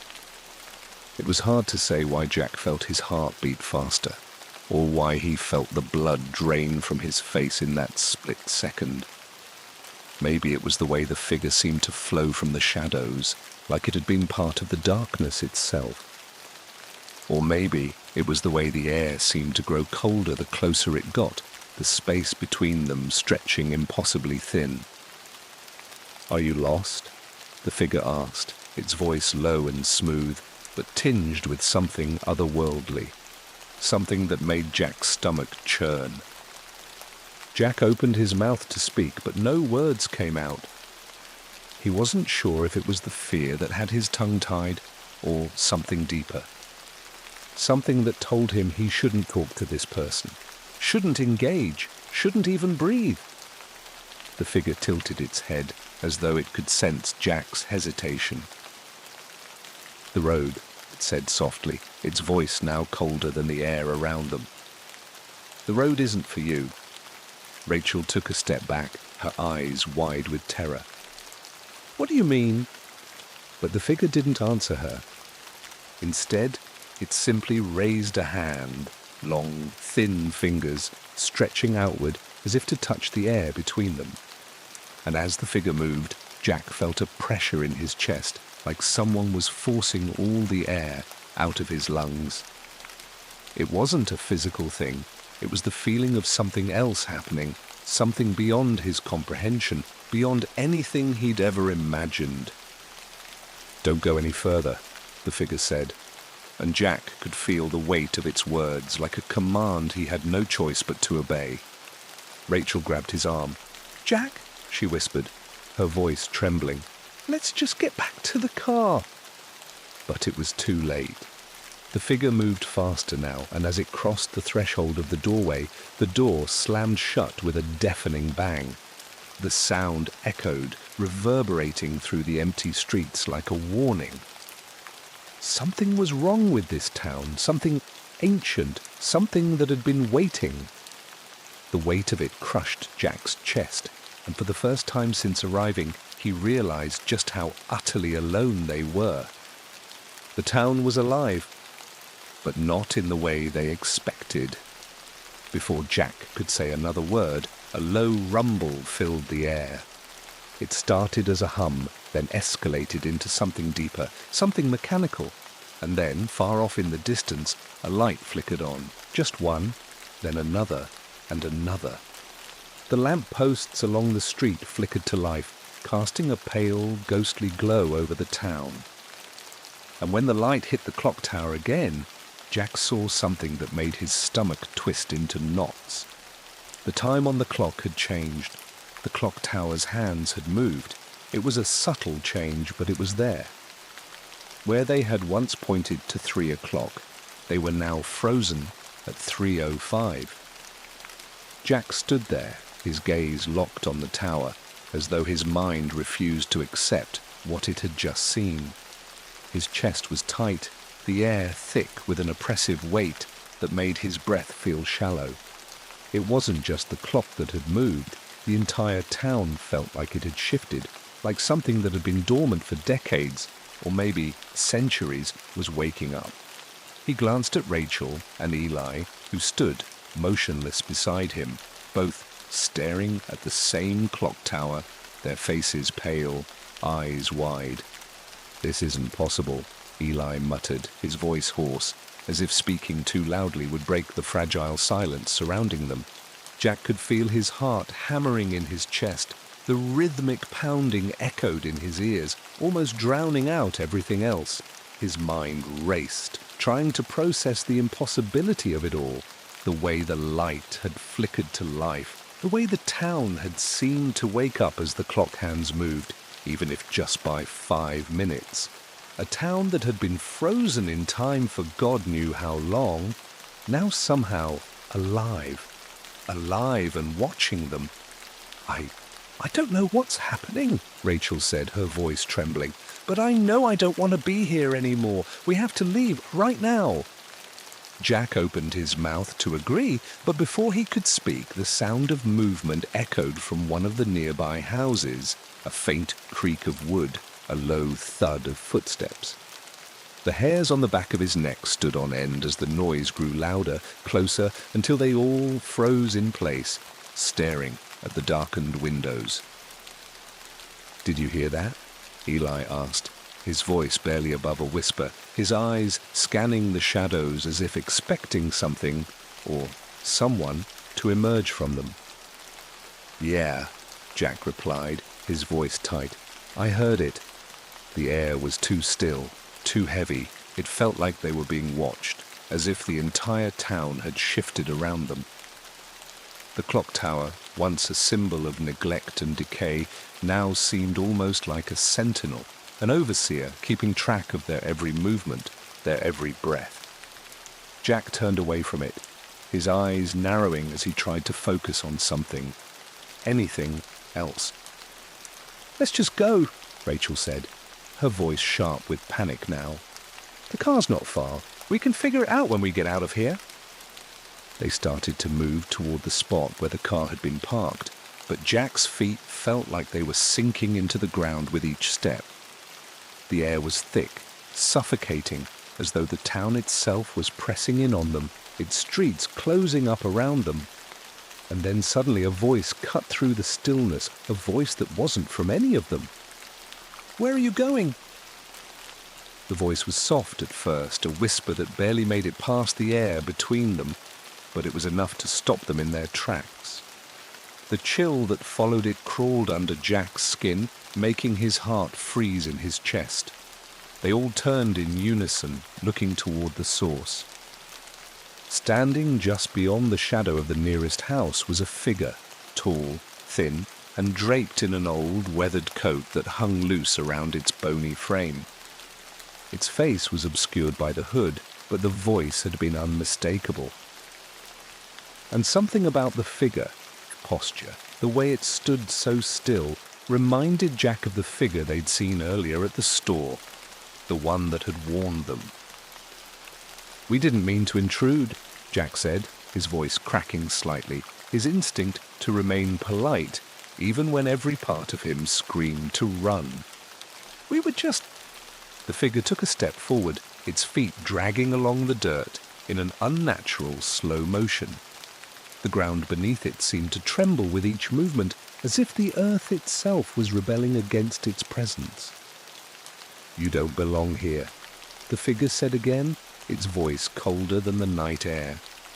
"None of you do." Jack felt a surge of fear shoot through him. It was the same feeling he had gotten when they'd first entered Ridgeview. The feeling that they were trespassing in a place that was no longer part of the living world, a place that had been forgotten by time itself, yet somehow still held power over the people or things that inhabited it. "Who are you?" Rachel asked, her voice trembling but defiant. She stepped forward, not waiting for Jack's approval, her eyes fixed on the figure. "What do you want from us?" For a moment, there was no answer. The figure simply stood there, unmoving, like a statue carved from the shadows themselves. Then, when it finally spoke, its voice dropped to a near whisper, as if it were telling a secret. "You don't understand," it said, its voice filled with an eerie mix of sorrow and warning. "This place, it does not let go. Not ever." "Let go of what?" Jack demanded, his voice now rising in frustration. He was done with the cryptic warnings. He just wanted to leave. He needed to leave. But the figure's head tilted slightly, its hooded face still hidden in shadow. "The clock, it marks the passage of time here. But it is not time, as you understand it. It is something else." The wind picked up again, howling between the buildings, sending the dry leaves skittering across the street like whispers in the night. The figure didn't move, but Jack could feel the weight of its presence, like it was inside his head now, crawling through his thoughts. "You don't belong here," the figure repeated, its voice low and measured. "And you won't leave. None of you will. Not unless the town says you can." The air around them seemed to drop in temperature, the chill spreading until it felt like it was seeping into their bones, locking them in place. Jack's mind raced as he tried to understand what was happening, but there was no clarity, no explanation that made any sense. He wanted to scream, to run, to tear himself away from this place, but his legs refused to move. The weight of the figure's words kept him rooted to the spot. Rachel pulled at his sleeve, her breath coming in ragged gasps, her face pale with fear. "Jack, we need to leave, now." But the figure's voice once again stopped them. "You can try to run," it said, its voice tinged with a bitter kind of amusement. "But the road has already chosen you. You are part of it now, just like everyone else who has passed through." Jack's pulse raced. "The road has already chosen you." It was the same phrase they had heard earlier, but now it carried a weight far heavier than before. He realized with a sinking feeling in his stomach that they weren't just visitors to Ridgeview. They were intruders, and whatever had been waiting here had no intention of letting them leave. "Get back to the clock tower," the figure said, its words like a command. "That is where you will find what you are looking for." The wind howled again, and the figure stepped back into the shadows, its form vanishing into the darkness. Jack felt his legs give out, the weight of the figure's words heavy on him, pulling him downward. He wanted to run, but the more he thought about it, the less he felt able to move. It was as if the town itself was locking them in place, holding them to its will. Eli's voice broke through his thoughts. "We need to go now." But the only way out, it seemed, was a path they hadn't chosen. The wind howled again, sharp and angry, like a warning or a reprimand for their hesitance. It seemed to pick up strength, swirling in frantic gusts that scraped the air raw, throwing dried leaves and dust into their faces. For a moment, everything felt unreal, like a dream that was slipping away too fast, or a nightmare that was just beginning to take hold. Jack could feel his pulse thundering in his ears, drowning out the sound of the wind, the sound of his own ragged breathing. They were standing in the middle of Ridgeview's dead streets, their feet unwilling to move. Each step they took felt like it was being dragged through mud, heavy, suffocating, like they were walking through molasses. The presence of the town pressed on them, an invisible weight, a weight that made it harder to breathe, harder to think clearly. The figure, whoever or whatever it was, had warned them. The road had already chosen them, and they didn't know if they would ever make it back. "We have to go back," Jack said hoarsely, his voice cracking like brittle glass. His throat felt dry, constricted. "We need to find that clock tower. The figure, it said we had to." Rachel looked at him, her eyes wide with terror, her lips trembling. "You're sure about this?" Numberjack wasn't sure about anything, not anymore, but that figure, that thing with the voice as cold as death, had planted the seed of fear deep inside him. The road had chosen them. The town had chosen them. And whatever this place was, whatever had happened to it, it wasn't going to let them leave. "I don't think we have a choice," he said, swallowing hard. He could barely hear himself over the wind, but his words rang out louder than they had any right to. "The figure said it would keep us here unless we went to the clock tower." Eli was silent for a long moment, his face unreadable. His hands were trembling slightly, but he said nothing. He just nodded. It was clear that all three of them understood now. There was no escape. Not yet, at least. Not unless they played by the town's rules. They turned as one, sound of their footsteps like echoes in the empty streets, and began walking back toward the clock tower. The town was different now. It had changed, grown more oppressive somehow, as though it was watching them with a hunger that grew by the second. Quiet was thick and suffocating, but there was something more to it, something darker. The houses on either side of the street, once still and unassuming, now seemed to lean toward them as if they were alive, drawn to their every movement. The windows, those empty, soulless eyes, stared at them, unblinking, as if waiting for something, as if they knew something Jack and the others didn't.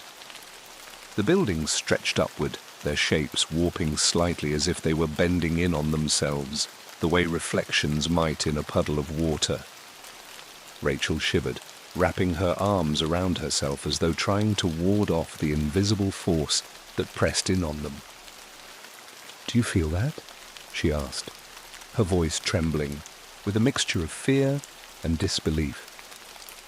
"It's like the whole town is alive, watching us." "I feel it too," Eli said quietly, his voice barely above a whisper. "It's like it's waiting for us to do something." Jack didn't reply. He couldn't. His eyes were fixed on the clock tower ahead, the tall, looming structure that now seemed to pulse with a life of its own.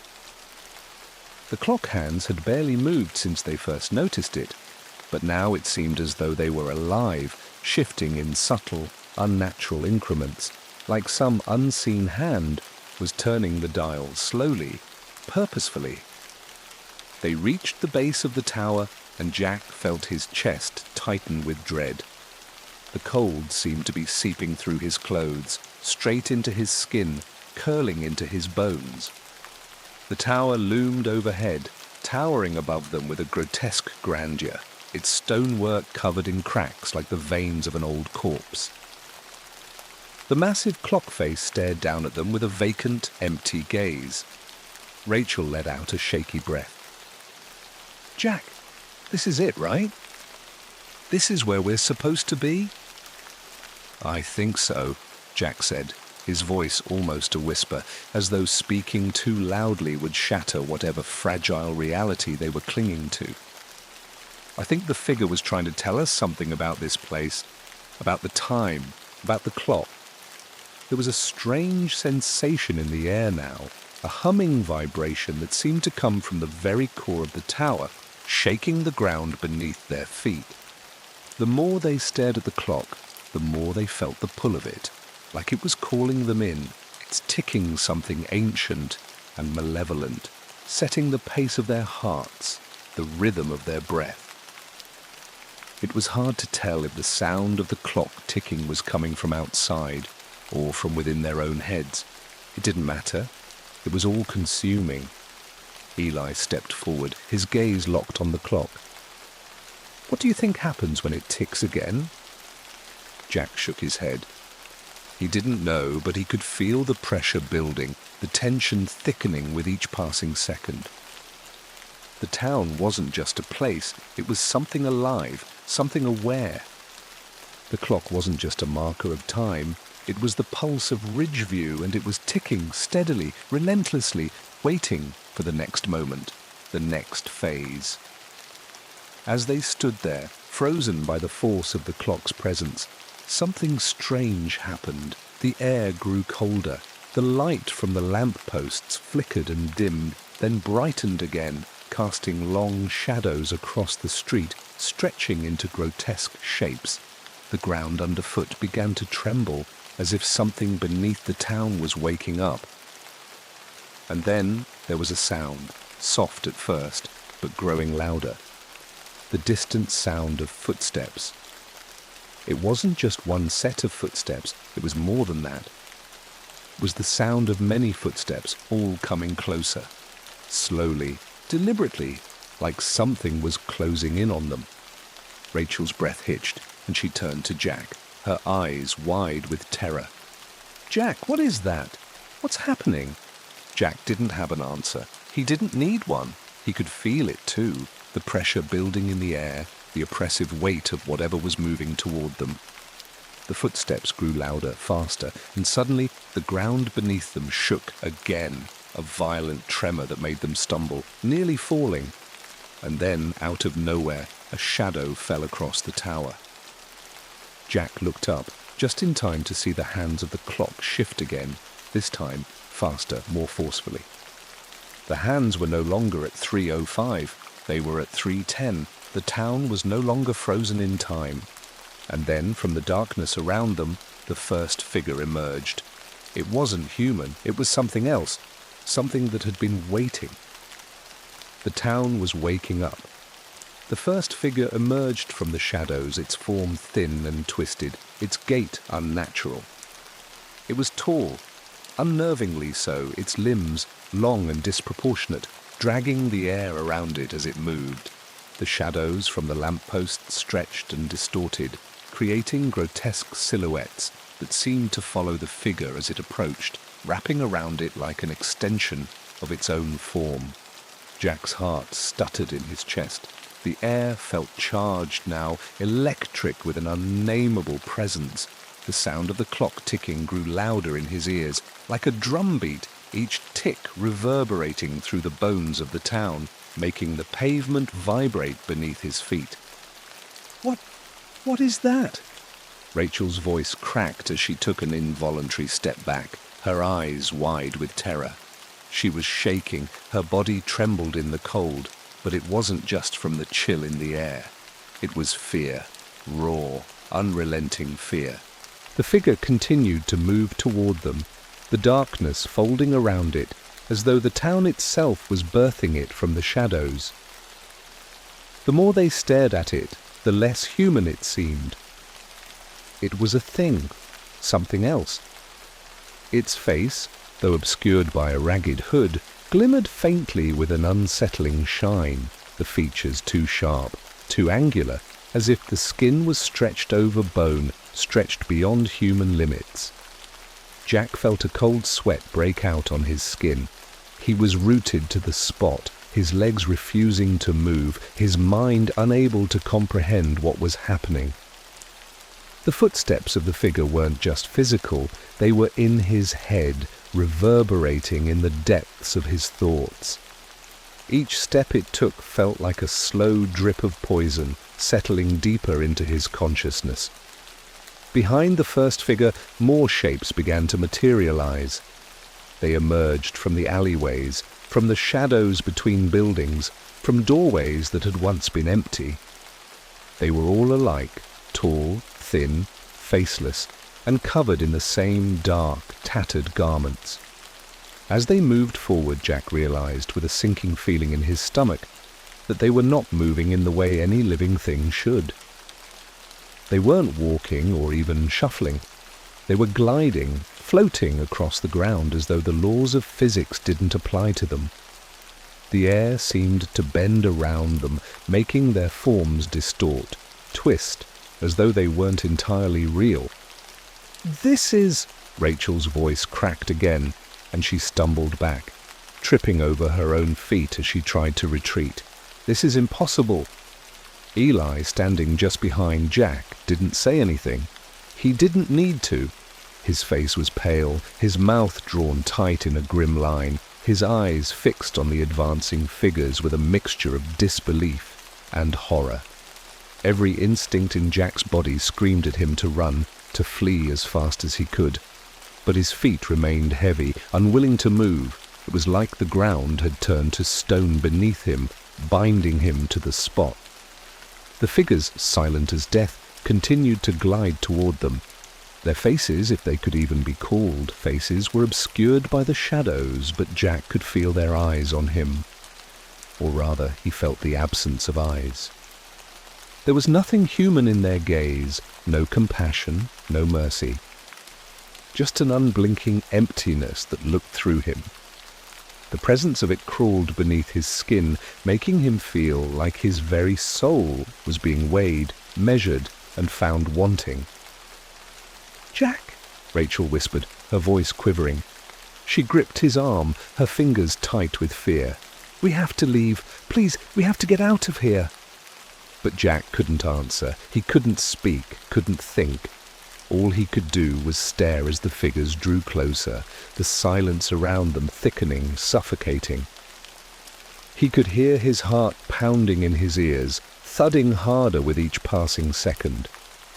It was as if the town itself had turned into a living, breathing thing, each of its ancient, decaying buildings feeding on their fear. And then, in an instant, the first figure was standing right in front of them. It didn't speak. It didn't need to. Its presence alone was enough to freeze the air around them, to still the world as though time itself had collapsed under the weight of its existence. Jack felt a shiver crawl up his spine, an ice-cold rush that went deeper than the chill in the air. The figure raised a hand, slow and deliberate, its fingers long and skeletal, almost too thin to be real. A thin wisp of something foul and dark, seemed to leak from its fingertips, curling into the air like smoke. Jack could feel it in his lungs, the coldness of it, the way it seeped into his body and made his skin feel tight and strange. His chest felt constricted, his breath shallow, as if something was trying to pull him apart from the inside. "This is it," he thought. "This is what they were warning us about." The clock tower's ticking grew louder, deafening now, the sound like the beat of a heart that was far too large, too insistent. The hands of the clock had moved again. This time it was different. The time had shifted past 3:10. It wasn't just moving, it was spiraling, spinning, like the world was spinning out of control. And then the figures moved. Faster now, they reached out, grabbing at them with long, gnarled hands that seemed to stretch unnaturally far. The air was thick with their presence, the shadows alive with their movements. Jack opened his mouth to scream, but no sound came. It was as though his voice had been stolen by the weight of the moment. Eli shouted, his words a garbled mess of fear, but the figures were upon them before he could move. They surrounded them, their hands closing in like a net of darkness, their bodies pressing in with a suffocating weight. "Number no, no, no," Jack's mind screamed, but his body wouldn't obey. His heart raced in his chest, the rhythm frantic and erratic as the shadows enveloped him. In the next instant, everything stopped. Time itself stopped. The ticking of the clock was gone. The figures froze, their hands just inches away from touching them. Jack could see the faces of the figures more clearly now. And he understood they weren't just shadows. They were memories. They were the lost ones. The people who had vanished from Ridgeview, whose names had been erased from history, whose lives had been swallowed by the town. They had become part of it, woven into its fabric, trapped in a loop of endless waiting, waiting for someone to come, waiting for the town to feed. This place doesn't let go, the figure had said earlier, not ever. And now, standing before him, Jack knew the truth of it. The town had claimed them, all of them. And in the end, it would claim him too. The clock tower's hands moved again. A final, slow motion. 3:15. And then everything was still. The shadows closed in. The night had swallowed the city whole, leaving nothing behind but the flickering, unreliable light of street lamps and the hollow echo, distant traffic. It was one of those nights, the kind where the air was thick with humidity, the kind that made your clothes stick to your skin, where the world felt both too loud and too quiet at the same time. The streets were empty, save for a single man standing at a bus stop near the edge of town. The light above him buzzed intermittently, casting shadows that danced across the cracked pavement like ghosts. His name didn't matter, not in this story. He was simply a man waiting for the last bus. His watch read 12:23 a.m., though he had no idea why he kept checking it. It had been the same thing every night for the last 2 weeks. Wait and wait until the last bus, usually a quiet ride home. He worked late at some office job, nothing important, just a routine, a small piece of the machine. But tonight was different. Tonight there was a strange pull in the air, like something was waiting for him, lurking in the dark. The night was too still, and the street was too empty. He could hear the occasional rustling of leaves in the wind, the distant hum of a car on a highway, but mostly there was just silence. He shifted on his feet, checking his watch again. 12:24 a.m. The minutes seemed to stretch, each one more unbearable than the last. His fingers gripped the strap of his bag tighter, the only thing grounding him to the world around him. It wasn't a large bag, just something to carry the few items that still mattered. His wallet, keys, a worn-out notebook. But he never let go of it. Not anymore. The man looked down the road. Nothing. He had no idea how long he had been standing there. An hour? 2? Time had a way of bending on nights like these. When you didn't have anywhere to be, when you didn't have anything that required your attention, time lost its meaning. It all just blended into a slow-moving grey mass. He was about to pull out a cigarette when the faintest sound reached his ears. A soft, metallic groan. His eyes flicked toward the sound, down the street where the darkness thickened at the far corner. For a moment, he thought it was just the wind. The street was always eerily quiet in this part of town, and it often played tricks on the mind. But the noise came again, louder this time. A deep, mechanical rumble. The man's heart rate quickened. He wasn't sure why, but something about it felt wrong. There was no reason for a bus to be coming down this street at this hour. The last one had long since passed, and the others were never late. Not here. But there it was. A bus slowly rounding the corner, its headlights cutting through the dark like a knife. It was an old model, the kind that looked like it had been pulled straight from the 1980s, with faded paint and rust creeping along the edges. It wasn't the usual bus that picked him up, not even close. This one had an eerie quality about it, like it didn't belong in this world at all. The man's stomach churned.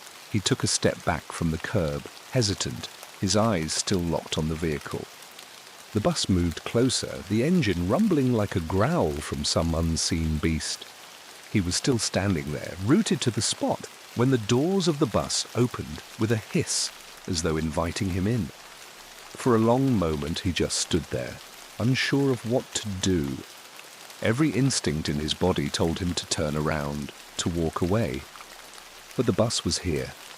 It was right in front of him. The doors were wide open, waiting. He glanced around, but there was no one else in sight. No one to witness it. No one to tell him to run. A voice, low and gravelly, cut through the quiet. It wasn't a loud voice, but it was enough to make him jump. "You getting on or what?" The man turned toward the voice, and for a brief moment his heart skipped a beat. There, standing at the top of the steps leading into the bus, was the driver. He was tall, thin, with pale skin and hollow eyes that glimmered faintly under the dim light. His uniform, if you could call it that, looked as though it had been hastily thrown on, wrinkled and stained, the sleeves too short, the pants too long. The driver's lips stretched into a smile, but it didn't reach his eyes. It never reached his eyes. It was the kind of smile that felt wrong, as if it belonged to someone who had forgotten how to smile in the first place. The man felt his throat tighten, his breath becoming shallow. He could sense something was wrong, something he couldn't put into words. But the driver just stood there, waiting. "You coming or not?" the driver repeated, his voice growing more insistent. There was a flicker of doubt in the man's mind, but the pull of the bus, of the darkness, seemed to drag him forward. He couldn't explain it, but something about it felt inevitable, almost necessary. The door was open, the bus was here, he had no other choice. With a final, reluctant step, the man crossed the street and ascended the steps. The moment his foot hit the bottom step, he felt a strange shiver run through him. It wasn't just the cold, it was the air inside the bus. It was thick, stagnant, like the air hadn't been disturbed in years. The stale smell of old upholstery mixed with the faint scent of mildew and something else, a sharp, metallic tang that he couldn't quite place. As he stepped inside, the doors slammed shut behind him with a finality that made his heart jump. The bus jerked to life almost immediately, its engine roaring to life like a beast waking from a long slumber. The man grabbed the nearest seat, clutching the armrest, his pulse racing as the bus lurched forward, pulling away from the stop. His eyes scanned the interior of the bus, and that's when he saw them. The passengers. All of them were seated in the dimly lit rows, their faces hollow and pale. Their eyes were wide open, but they weren't looking at anything. They were just staring blankly into space, their heads slightly tilted, as though they were listening to some sound that only they could hear. There was no chatter, no movement, just the soft, rhythmic hiss of the bus's tires on the road and the sound of the air conditioning, which was barely functioning. It felt wrong. Every part of it felt wrong. He turned to the driver, his throat dry. "Where are we headed?" he asked, his voice coming out in a rasp. The driver didn't answer at first. He just kept his eyes fixed on the road, his knuckles white on the steering wheel. Then, after a long pause, he spoke in a low, detached voice. "Wherever it is you need to go." The man didn't know how to respond. Something about the driver's words, his tone, sent a chill through him. He glanced down at the faded route map on the wall near the front of the bus, but it was blank. Just a white sheet of paper with no information, no destinations. It was as if the bus didn't exist in any real place. It was a place without boundaries, without beginning or end. He was suddenly very aware of the people around him, their eyes, their faces, their stillness, the way they were all so empty, hollow, as if they had been waiting for something, waiting for him. The bus continued down the dark streets, and as it did, the man couldn't shake the feeling that it wasn't just the bus that was moving. It was them, the passengers. They were all waiting for something, and he was the one who would decide if they ever left. The bus kept moving. The night outside grew darker. And the man, for the first time in his life, realized that he wasn't going home. Not tonight. He wasn't sure if he ever would. And something deep inside him, something primal, whispered that the bus was taking him somewhere far worse than he could ever imagine. The bus rumbled down the street, its tires humming along the uneven pavement, the harsh mechanical thrum of the engine filling the thick, heavy air. The man, still seated in the farthest corner, couldn't shake the feeling of being watched. He glanced around at the other passengers again. They hadn't moved an inch. The entire bus, save for the sound of the engine, felt suspended in time, like a photograph frozen in the middle of its development. Each passenger sat in the same posture, rigid, unblinking, their faces pale, their expressions vacant. It was almost as if they were mannequins, crafted from flesh rather than plastic. No one spoke, no one stirred. He swallowed hard, trying to push down the knot of fear that was forming in his gut. Every instinct told him to leave, to run. But the bus was moving now, and the doors had closed with that unnerving finality. Where could he go? He glanced up front at the driver, his hands still tightly gripping the steering wheel. The man's eyes were locked on the road ahead, his face completely unreadable. There was a slight sheen of sweat on his forehead, though his expression remained locked in that same blank, hollow stare. He was so eerily still, so detached, that the man wondered, just for a moment, if he was even real. The bus didn't feel real. The people didn't feel real. What was this place? Where was it taking him? A chill crawled up his spine, and he turned his attention back to the passengers. There was something unnatural about them, something deeply unsettling. The woman in the seat opposite him was staring straight ahead, her mouth hanging slightly open as if she were trying to speak, but her voice had been stolen. The man next to her, dressed in a ragged coat that looked like it had seen better days, had his hands folded in his lap, his fingers twitching ever so slightly as though something inside him was fighting to break free. And then there was the older man across the aisle, his face obscured by a greasy mop of hair that hung over his eyes, but the faint glint of them, their empty, dead quality, shone through the mess of hair. They were all the same, silent, hollow, waiting. The air in the bus was thick, suffocating like something was pressing in from all sides. Every breath he took felt heavy, laden with the strange, musty smell of the bus, the sweat, and something else, something metallic, something wrong. He needed to know where they were going. He needed answers. He looked back up at the driver, his hands tightening around the edge of the seat. "Excuse me," he called out, his voice cracking from the tension building in his chest. "Where are we headed? What's the next stop?" The driver didn't answer right away. The man repeated the question, a little louder this time. Finally, the driver's lips twitched, his expression briefly flickering with something almost human, before returning to that same blank stare. "Nowhere," the driver said in a voice that felt like it was being pulled from somewhere deep, somewhere old. His words hung in the air like the last breath of a dying man. "We're just passing through." The words hit the man like a punch to the gut. Nowhere? What kind of answer was that? His heart began to race in his chest, and he could feel the sweat beginning to bead on his forehead. He had to leave, had to get off this bus, but where would he go? There was nothing around them but the same endless stretch of dark, empty streets. The buildings outside were indistinct shadows, barely visible in the dim light. Nothing looked familiar. The whole world felt like it had been drained of life. He glanced around at the other passengers again, this time more closely. There was something wrong with them, something about the way they sat, so still, so unnervingly silent. It was as if they were all waiting for something, or someone.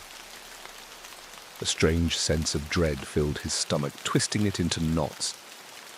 It felt as though every pair of eyes, even the ones that weren't looking at him, were aware of him. The woman opposite him, her eyes glazed over but somehow still wide open, finally moved. She turned her head just slightly, her gaze shifting to him with an eerie slowness. She stared at him for a moment and then, without a word, she smiled. It wasn't a pleasant smile, not a comforting one. It was too wide, too unnatural. Her lips stretched too far, revealing a set of yellowed, crooked teeth that looked far too sharp for a person. The man recoiled instinctively, his heart racing in his chest as he turned his head quickly to the side. He could feel her eyes on him, even as he refused to meet her gaze. His palms were slick with sweat now, his breathing shallow. He clenched his fists, trying to regain some sense of control. "It's just nerves," he told himself. "You're just overreacting. It's been a long day." But deep down, he knew that wasn't it. This wasn't just nerves. This was something else, something dark and waiting. The bus turned a corner, its tires screeching slightly against the asphalt. The headlights cast long, sharp shadows across the buildings lining the street. The man stared out the window, trying to get a glimpse of anything familiar, anything that might tell him where they were, where he was headed. But there was nothing. The street stretched on endlessly, a ribbon of darkness weaving through the emptiness. The woman's smile never left her face.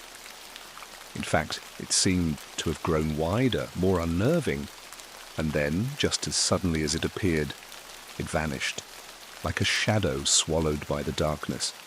But her eyes, those hollow, unblinking eyes, remained locked on him. He turned back toward the driver, his pulse thumping in his ears. "What's going on?" he asked, his voice barely more than a whisper now. "Where are we really going? This isn't a normal route. This isn't even a real bus." The driver didn't respond immediately. His hands gripped the wheel tighter, his knuckles white with tension. For a moment it felt like the whole world had stopped, like the bus was suspended in midair, frozen in time. The man's breath came in shallow gasps as he waited for the driver to speak, but the silence stretched out, long, uncomfortable. It was as if something was holding its breath, waiting. Finally, the driver's lips parted, but his voice wasn't what the man expected. It wasn't a voice at all, it was something else, a low, rasping sound like something scraping across dry skin. "You've already made your choice," the driver said, his voice laced with something that wasn't quite human, a strange, unnatural tone that sent chills down the man's spine. "It's too late to turn back now." The words struck him like a physical blow. His eyes widened in panic, and he opened his mouth to respond. But before he could speak, the lights in the bus flickered. For a split second, the entire bus was bathed in darkness, as if the world outside had been swallowed by the void. The man's heart slammed against his ribcage, and he gasped for air as the bus jerked forward, picking up speed. The other passengers didn't move. They were still, silent, waiting, watching him. And then, through the silence, he heard it, the sound of a faint whisper, distant but growing louder, as though it were coming from all around him. "You've already made your choice." The voice wasn't coming from the driver. It wasn't coming from the passengers. It was coming from somewhere deeper, from within the bus itself. And then the man understood. The choice wasn't just about where he was going. It was about what he had become by getting on this bus in the first place. He had chosen to board, chosen to enter the waiting dark. And now there was no turning back. The bus surged forward into the blackness, the road stretching out endlessly before them. The hum of the engine had become a low, persistent drone, lulling him into a stupor as the bus tore through the dark, empty streets. He couldn't remember when it had started, whether it was just moments ago or hours, but the air inside the bus had thickened, the atmosphere growing more suffocating with every passing mile. The other passengers remained as still as they had been when he'd first boarded, their faces frozen in that same vacant expression, their eyes unblinking and hollow, staring straight ahead. It was like they were waiting for something to happen. Like they were waiting for him. The man wiped the sweat from his brow with a trembling hand. His palms were slick, and the weight of the air around him made it hard to breathe. His thoughts were scattered, his heart racing. The whisper had come again, that strange, disembodied voice that hadn't come from the driver or the passengers. He had heard it clearly this time, louder than before, filling his mind like a swarm of locusts. "You've already made your choice." The words were like a brand searing into his consciousness. They echoed in his head, over and over again, the choice. But what choice? He hadn't chosen anything, had he? The man's mind reeled, trying to make sense of it, but it was like trying to grasp at smoke. Everything felt warped, like he was trapped inside a nightmare that had no clear beginning or end. The seats around him creaked in the silence, and for a fleeting moment he swore he saw the shadows in the corners of the bus shift, as though something was moving just outside the pool of light cast by the overhead lamps. He could feel the eyes of the passengers now, all turned toward him, their vacant stares pressing against his skin, cold and unblinking. He tried to ignore them, tried to look anywhere else, but it was impossible. Every movement in the corner of his vision made his heart skip. He couldn't take it anymore. The man's voice cracked as he called out again, this time to the driver, though he wasn't sure why he bothered. There had been no answer the first time. What was the point of speaking if there was no one here who could help him? "Where are we going?" His voice was hoarse, barely a whisper. "What's happening?" The driver, still stiff and silent, didn't respond right away. The only sound in the bus was the hum of the engine, the occasional hiss of the brakes. The silence between the man's question and the driver's response stretched out like a slow, suffocating coil. Finally, the driver spoke, his voice low, just above a murmur. "You'll see soon enough." The words were a riddle, a threat maybe. The man's pulse quickened. He wanted to scream, to demand answers, but something deep in his gut told him it would make no difference. There were no answers here, no safety. Just this endless ride through the dark, this tunnel with no end. Oh, his eyes darted around again, desperately seeking any sign of life or movement among the other passengers. But they didn't move. They never moved. They were still as stone, their bodies unmoving, except for the occasional subtle shift in their posture, as if they were adjusting to something, adjusting to him. Then he caught something that made his stomach turn. The man seated in the row directly ahead of him had turned his head ever so slightly. Just a fraction of an inch, but it was enough. His eyes, those dead, hollow eyes, were no longer staring straight ahead. They were turned toward him, locking onto him. The man recoiled, his throat tightening. He hadn't imagined it. The passenger had moved. He had looked at him. There was something almost predatory in the way the man's eyes focused on him, a glimmer of recognition.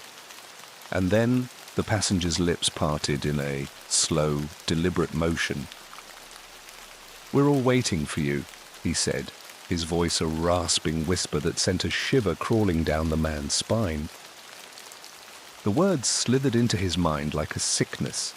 He couldn't make sense of them. What did that even mean? "We're all waiting," the man repeated under his breath, his pulse thumping in his ears. "Waiting for what? What do you want from me?" But the man didn't answer. He didn't have to. The eyes, those hollow, empty eyes, said everything. The bus jerked again, swerving to the side. It seemed to lurch off course for a brief moment, and the man's stomach dropped with the motion. The road outside had disappeared, swallowed by the thick fog that now surrounded the bus, seeping into the windows, curling against the glass like fingers from the darkness itself. The world outside had become an impenetrable black void, and yet the bus continued its relentless journey as though it were traveling through some kind of inescapable dream.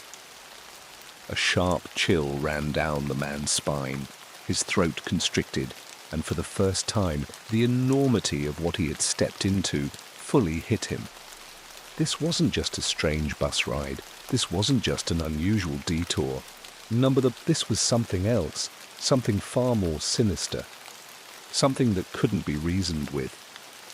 The whisper came again, louder this time, drowning out all other sounds in his mind. "You've made your choice. The doors are locked. You can't leave." The words wrapped around him like a vice. His breathing grew shallow, erratic. He tried to push them away, tried to ignore them, but they kept coming, over and over again, like a sickening chant that filled the air. The man's hands clenched into fists, his knuckles white with the effort. But then the moment his eyes wandered back to the front of the bus, everything stopped. The driver was gone. The seat where he had sat, that strange, hollow-eyed figure who had guided them all in silence, was now empty. The steering wheel spun slowly on its own, the bus gliding down the road with no one at the wheel. Panic surged through the man's chest. He jumped to his feet, heart hammering against his ribs. What the hell was happening? Where had the driver gone? The bus was speeding down this endless stretch of road, and yet there was no one in control. The man stumbled toward the front, his legs unsteady, his hands shaking as he grabbed the edge of the driver's seat and peered out the windshield. But all he saw was the thick, swirling fog, the darkness. "No one is driving," he muttered, his voice breaking. No one ever was. A voice, quiet and hoarse, came from the back of the bus. The man whipped around, his breath catching in his throat. It was the woman who had smiled at him earlier. She was standing now, her face twisted into that same unnatural grin, her eyes still empty. Her voice came again, her lips stretching impossibly wide. "You were always meant to be here. We've all been waiting." The man's legs trembled, and his pulse roared in his ears. He didn't know what was happening. He didn't understand. All he knew was that he had to get off this bus. He had to leave, but the doors didn't open. They were sealed shut, locked tight, as though the world outside had vanished altogether. The windows were no better, opaque, clouded with fog that gave nothing away. There was no exit. For the first time, the man felt something cold and heavy settle in the pit of his stomach. He wasn't on a bus. He wasn't even on the road anymore. He was somewhere else entirely. And the passengers? The ones with the empty eyes. They weren't just waiting for him to make a choice. They were waiting for him to stay. The man's breath was shallow, his heart hammering in his chest. His fingers gripped the edge of the driver's seat, knuckles white with fear. His eyes darted to the front window again, but there was nothing. The fog was thick, like a suffocating blanket of nothingness. The road stretched into the void, the lights of the bus, the only remnants of something resembling the world he knew. There was no sign of civilization, no sign of escape.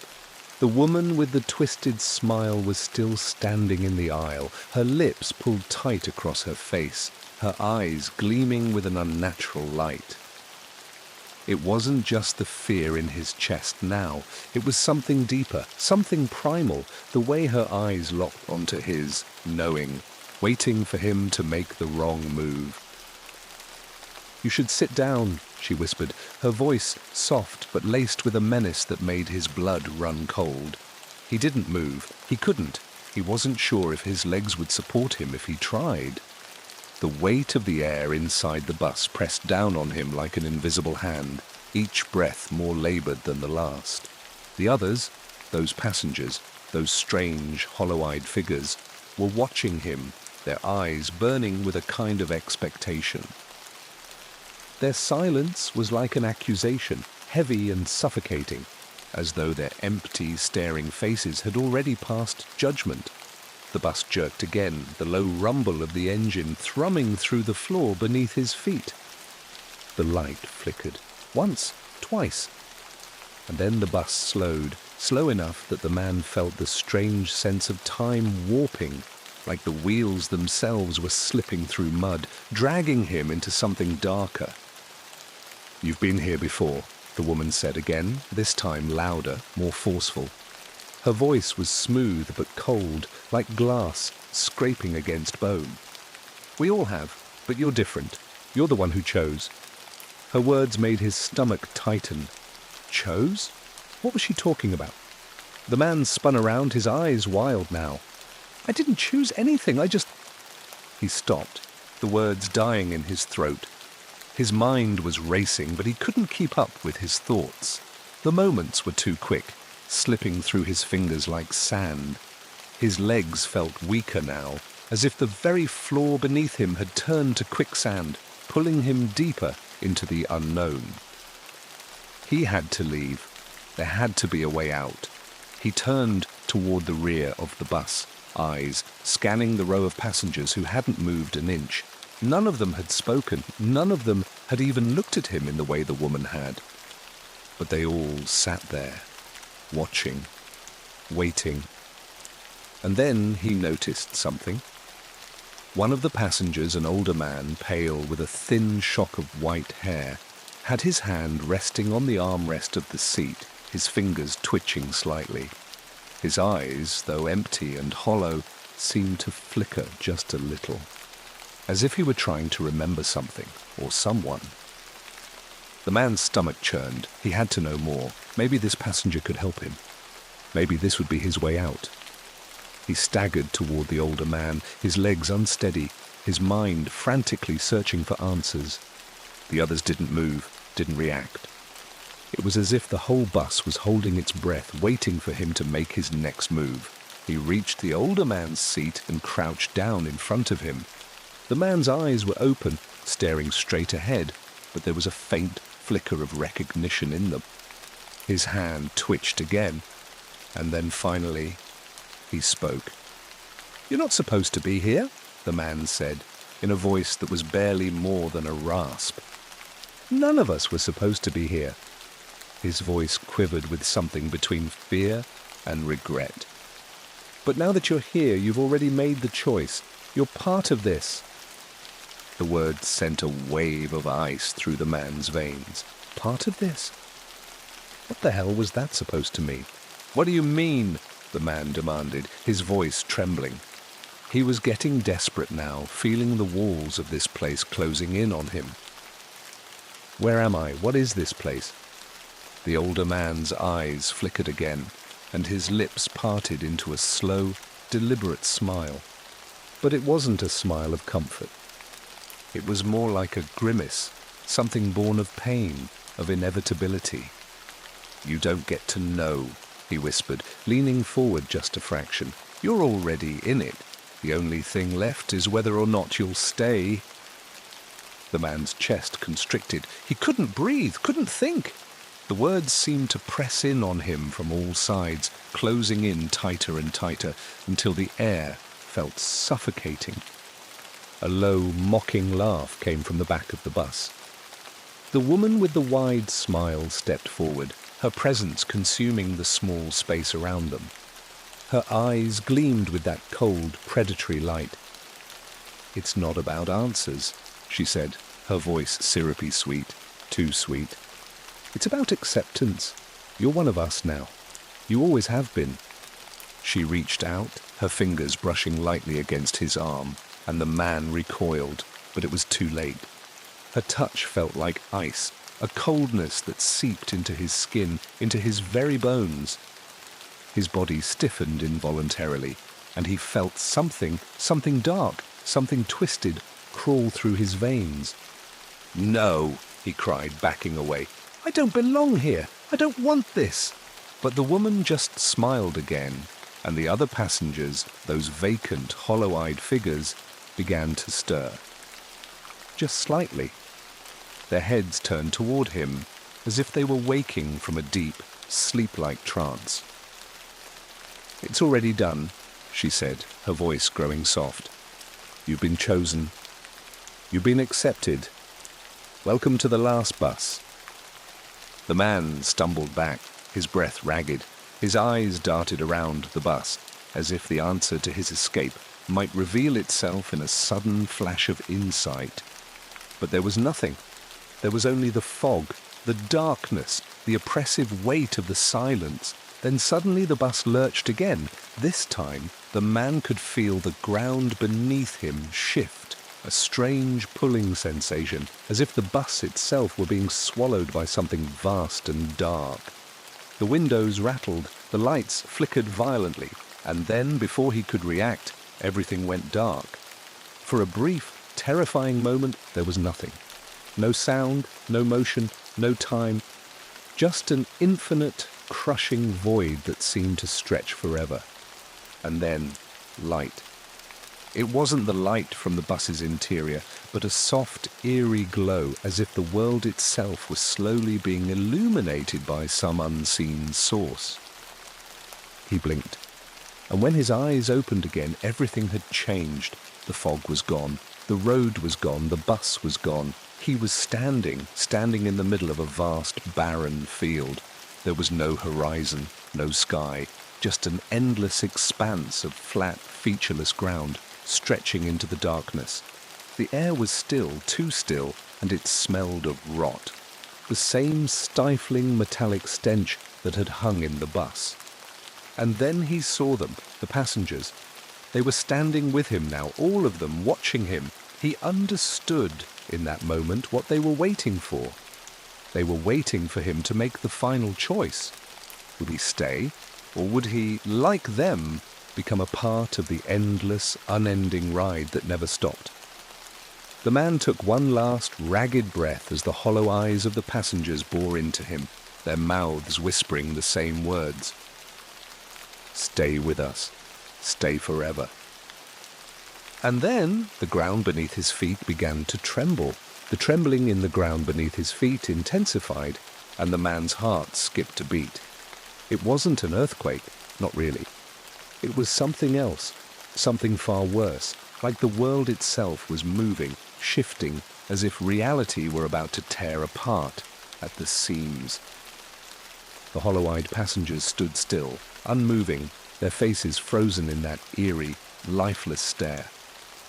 But he could feel them, feel their presence like a weight pressing down on him from all sides. Their silence was like a scream. He blinked, trying to clear his thoughts, trying to grasp at something, anything, that could make sense of what was happening. But it was like trying to catch smoke in his hands. He was no longer on the bus. He wasn't even sure he was still alive. The field stretched out endlessly in all directions, an expanse of barren earth that seemed to go on forever. The sky, if it could even be called that, was a dull, lifeless grey, a haze that offered no hint of sun or moon. And the air, it was heavy, thick, almost like it was made of something solid, pressing against his skin, crawling into his lungs. For a moment, he couldn't breathe. For a moment he thought he might suffocate right there, his body unable to take another breath in the stagnant air. But then, like a cruel joke, the voice came again. The voice he'd been hearing all along. That whisper that had crawled into his mind like a parasite, eating away at his sanity, filling him with dread. "You're one of us now." The words were not the voice of the woman with the smile. They weren't even the voice of the driver or any of the passengers. This voice was deeper, older. It came from within the very ground beneath him, from the air itself, from the space between the stars. "We've all been waiting. You've already made your choice." His breath came in ragged gasps now, his chest tightening as the whisper clawed its way into his mind. His knees buckled, and he fell to the ground, his hands clawing at the earth beneath him. It felt soft, almost like flesh.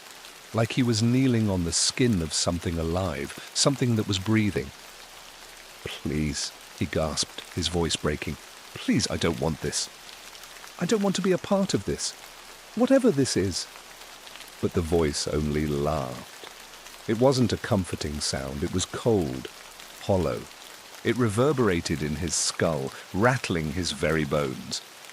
And then it spoke again. "You are already here, and there is no way out, no way back, not for you, not for any of us." The man looked up, his eyes wild now, his mind spinning, trying desperately to find a way to make sense of the madness. The passengers were still there, still standing in that unblinking, empty silence. They hadn't moved an inch, but something in their posture had changed. Their eyes, those awful, vacant eyes, were focused on him now, watching him, waiting for him. And in that moment he understood they weren't just passengers. They were guards, guardians. They were the keepers of this place, this thing. They were the ones who waited for him to make the final choice, stay or go. The ground shuddered again, a violent pulse of energy racing through the earth, and the man's breath hitched in his throat. He could feel it now, the weight of their waiting, the weight of what he had to do. "There is no escape." The voice echoed again, and this time it was not just the air around him. It was inside him, inside his mind, whispering its horrible truth. "This is your choice. You belong here. You're part of the ride now. There's nothing left to fight, nothing left to break. You're ours." The man's heart thudded in his chest like a drum, his hands shaking violently as they pressed against the soft, fleshy earth. His mind screamed for release, for clarity, for a way out. But there was no way out. There never had been. The voice had told him everything he needed to know. "You've already made your choice." Ground rumbled beneath him again, and suddenly the scene shifted. The passengers began to move. Slowly, like marionettes on strings, they began to drift toward him. Their eyes locked onto him with an intensity that made his blood run cold. Their bodies shifted, their forms blurring in and out of focus, as though they were not entirely solid, as though they existed in more than one place at once. And as they neared him, the man realized something else. They were not waiting for him to make a choice. They had been waiting for him to accept it, to accept what they already knew, what he had already done. The man's body shook uncontrollably as he stood up, his legs weak, his throat dry. He stumbled backward, away from the oncoming figures, but they followed him, always silent, always watching. "Please," he whispered, more to himself than anyone else. "I just want to go home. Please let me go." But there was no answer, no comfort, no salvation. The fog closed in around him, thick and suffocating, and he realized with a chilling certainty that he was never going home, not anymore.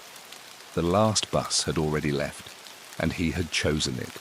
The truth of it all settled over him like a weight too heavy to bear. He had been waiting too, waiting for something to save him, waiting for a way out. But there had been no way out, not for him, not for anyone. The voice had spoken the truth. He had been chosen, and now he was one of them. The bus had never taken him home. The bus had always been taking him here. The other passengers were circling him now, moving in perfect synchrony, their hollow eyes never leaving him, their forms distorting, shifting, blending into something indistinct. He felt their cold touch brush against his skin, felt their insidious presence surrounding him, and in that moment he knew the horrible truth. This was his place now, this endless void, this endless ride.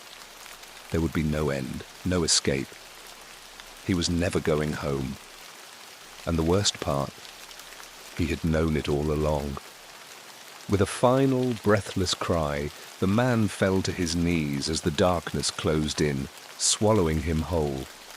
And the last thing he heard, before the world went silent, was the faintest whisper, soft, sweet, and cruel. Welcome to the last bus. The house was an old thing, at least a century old. Situated on the edge of a sleepy countryside town, it looked like it belonged to a forgotten era. The shingles were worn, the wood of the porch creaked underfoot, and ivy crept up the brick like nature was quietly reclaiming it. But there was something undeniably charming about it, a charm that made you want to stand there and breathe in the scent of pine and damp earth, to imagine the stories that had unfolded within its walls. To Nathan it felt like a dream come true. A fresh start after years spent living in cramped apartments, the buzz of the city never allowing him a moment's peace. Clara had always wanted a house in the countryside. She'd talked about it for years. And now, after a long search, they'd found it, the place. They hadn't done much research about the house's history. It wasn't the kind of thing Nathan worried about. The price was right, and the bones of the house, as his father would say, were good. There were no other houses around for miles, just trees and fields, and the closest town was a good 15-minute drive away. It was the perfect place for the couple to finally leave, behind the noise of the world, to settle into something quieter, something simpler. Nathan and Clara were different in a lot of ways, but they both craved peace. Nathan had a job in sales, a career that kept him on the phone all day, hammering out deals, living out of his car during business trips. Clara was a writer, the type who loved the idea of being in nature, surrounded by the soft sounds of wind through the trees and the silence of rural life. So they moved in, they unpacked their lives in the large, airy rooms, and although the house needed some work, it felt like it could be a perfect home. The floors creaked with every step they took, as if the house were alive in a way that felt both reassuring and a little unsettling. But it was a feeling that would pass, Nathan told himself. It always did. The first few nights there were no disturbances. The house settled into its rhythm. The wind would rustle the trees outside, the fireplace crackled, and the air grew thick with the scent of wood burning. Then came the knock. It happened late one evening, just after dinner. Clara had set the table in their small dining room, and the two sat eating, talking about trivial things. The next set of repairs they'd need to do on the house, plans for the garden. A quiet, peaceful evening, just the way they liked it. But when the knock came, Clara had her fork halfway to her mouth, frozen in place. Nathan stood up, unsure of who would be visiting so late in such a secluded area. "Expecting someone?" Clara asked, her voice laced with a mixture of curiosity and slight unease. "No," Nathan answered, furrowing his brow as he approached the door. When he opened it, the figures standing on the porch startled him. They were a couple, as tall as he was, dressed in simple clothing, nothing too out of the ordinary, but it was their faces that struck him. They wore masks, perfectly featureless, smooth, porcelain-like faces that reflected nothing. The masks were not adorned with any patterns, no painted lips or eyes, just blank, emotionless surfaces. "Good evening," the man said, his voice low but pleasant. There was a slight accent to it, but Nathan couldn't place it. Hello," Nathan said, his words thick with hesitation. He glanced briefly over his shoulder at Clara, who was now standing in the doorway behind him, her face uncertain. The couple just stood there for a moment, unblinking. The woman's mask was slightly tilted, as if she were studying Nathan and Clara carefully. "We live just down the road," the woman spoke, her voice soft, but with an undertone that made the hairs on the back of Nathan's neck stand up. "We saw you moving in. Thought we'd come by, introduce ourselves. We can be of help, if you need anything." Nathan didn't know what to say. He glanced again at Clara, who seemed just as unsure of this encounter as he was. "We're just getting settled," Nathan said after a beat, his mind racing for something to say. But, thank you. Of course, the man said. It's important to help newcomers. After all, we live in such a small community. He smiled, though the mask never shifted, and the smile didn't reach his eyes, if there were eyes to see. You'll need help soon enough. The house can be a lot to maintain, you know. Old houses tend to have their little quirks. There was something about his tone that felt almost predatory. A strange weight in the air that made Nathan's throat tighten. His hand gripped the door handle just a little too tightly, a subconscious action driven by an instinct he didn't understand. We've got it covered, but we appreciate the offer, Nathan said, forcing a polite smile. The woman didn't respond right away. Instead, she took a small step forward, peering into the dimly lit hallway behind him. Ah, the house looks lovely. I can tell you've made it your own already. Her head tilted again, the gesture almost mechanical, like she was appraising the place from afar. Clara shifted uncomfortably behind Nathan, and the man seemed to notice. His gaze flickered to her, and his lips curled into an unsettling smile. We know how these places can feel, the man continued. Sometimes the silence can be overwhelming, but don't worry, we're here to help. A sudden wave of unease washed over Nathan, and without thinking, he found himself taking a half-step backward, ready to close the door. Thanks, but we're fine, Nathan said again, this time with more finality. We'll be okay. The woman's eyes never left his, though there were no eyes to see. The mask was empty, a lifeless reflection of whatever might have been once there. Felt like a weight pushing against his chest, and as the woman slowly stepped back, it was as if the air in the world had shifted. Something cold and unpleasant stirred in his stomach, gnawing at him. Of course, the man replied, his smile still cold and unfathomable behind his mask. But if you ever change your mind, you know where to find us.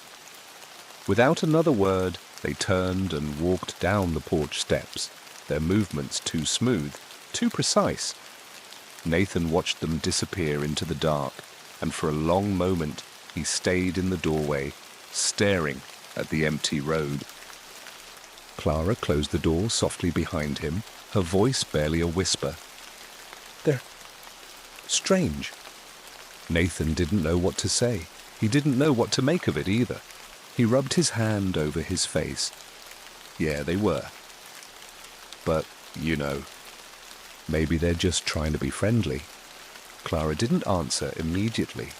She turned toward the window, her eyes scanning the quiet night outside. The shadows of the trees swayed in the breeze. But, in the distance, a flicker of movement caught her eye. She squinted, narrowing her gaze. Another figure, just like the couple who had knocked on the door, moved along the road, wearing that same mask. I think we should lock the door tonight, Clara said, her voice steady, but with a thread of unease. Nathan followed her gaze, feeling a chill creep up his spine. I think you're right, he said, his voice tighter than he meant it to be. Something doesn't feel right. The night stretched on, but sleep didn't come easily. It never did after encounters like this. Nathan lay in bed, staring at the ceiling, listening to the wind rustle through the trees.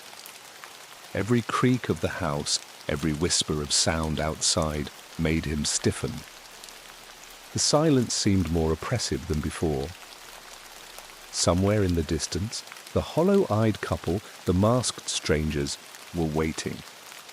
And Nathan knew, deep down, that this was only the beginning. The night passed, but it didn't feel like sleep.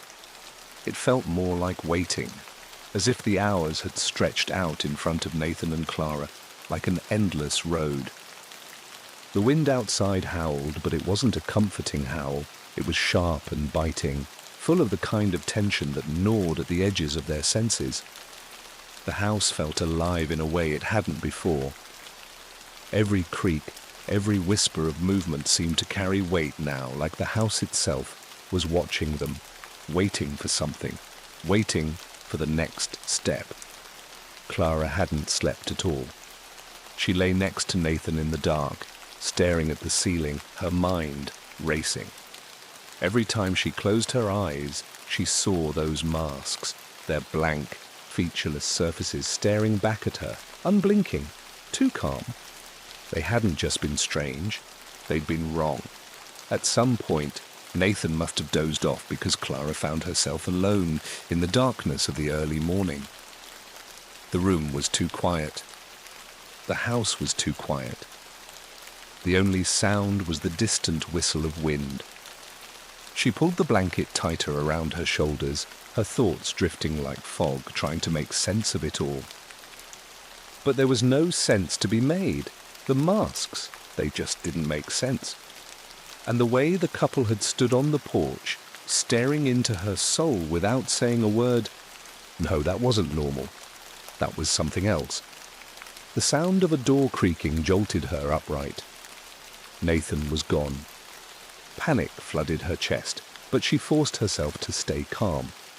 He had probably gone downstairs, maybe to make coffee or to check on the house. There was no reason to panic, no reason at all.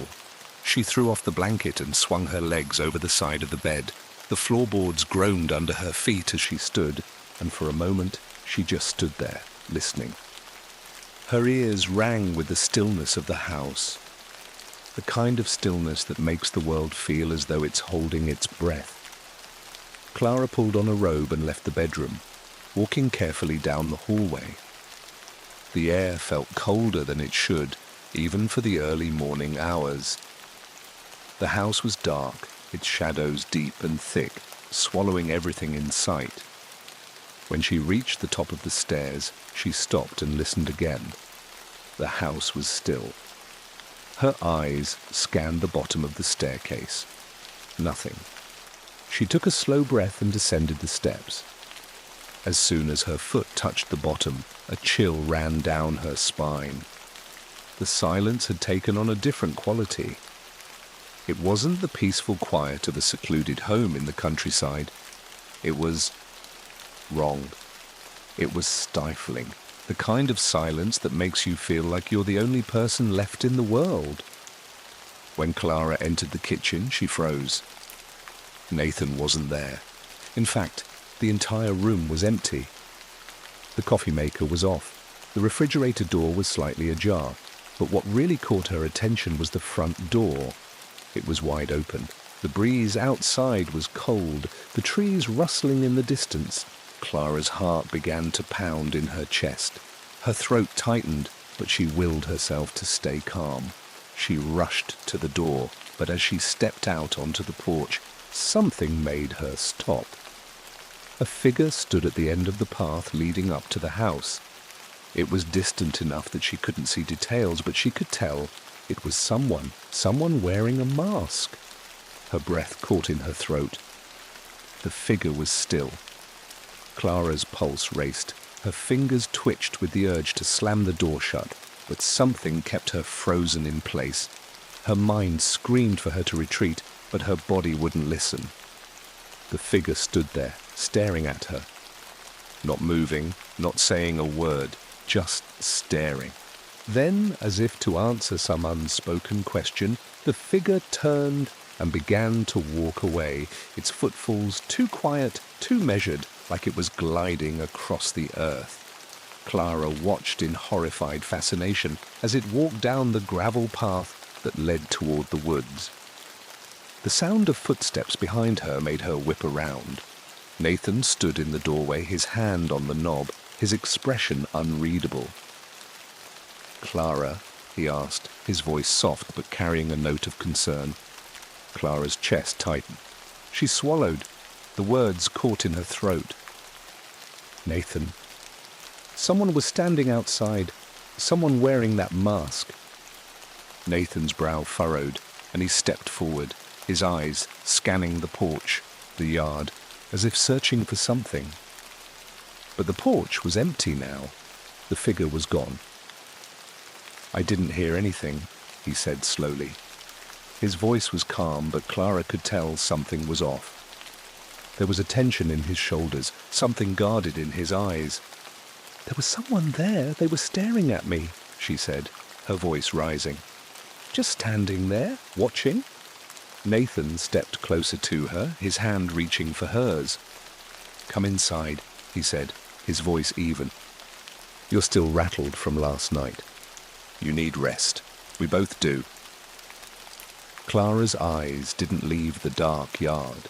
The figure had vanished into the trees, but her gut told her it was still out there, watching. The house felt like it was closing in on her, suffocating her with its silence.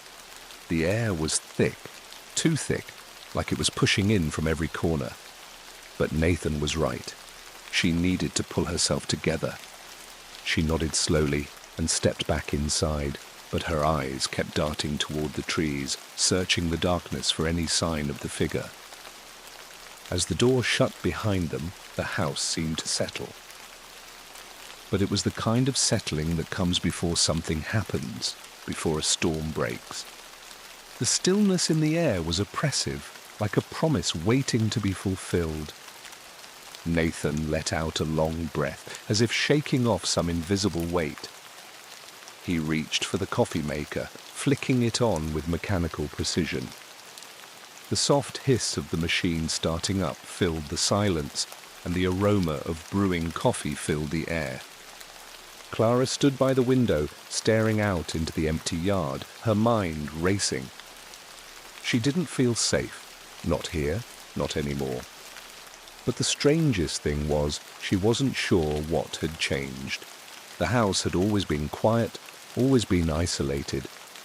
Nothing about it had changed in the last 24 hours, except the couple that had visited. She turned to Nathan, forcing herself to speak. "Do you think something's wrong with the neighborhood?" He didn't answer immediately. Instead, he stood there for a moment, his back to her, his fingers still hovering over the coffee machine. Then he let out a long sigh, one that made Clara's pulse quicken. He turned to face her, his eyes narrowing, though there was something almost distant in them. "You're overthinking it, Clara," he said quietly. "We just need to get used to things here. It's different, that's all." But Clara couldn't shake the feeling. There was something wrong with the masks, the silence, the way they'd stood there, staring at her without blinking. It was like they weren't people at all. And the more she thought about it, the more her mind raced, trying to piece together fragments of their conversation, their odd behavior. There was something off about the whole town, and she was starting to feel like it was closing in on her too. Just as she opened her mouth to speak again, the doorbell rang. This time it was closer. The sound cut through the air, sharp and unnerving. Clara froze, her heart thudding in her chest. Nathan's eyes met hers, and they both knew. It was them again. Without saying a word, Clara turned toward the door, and Nathan followed her, both of them feeling that same weight in the air, that same pressure that told them something was very wrong.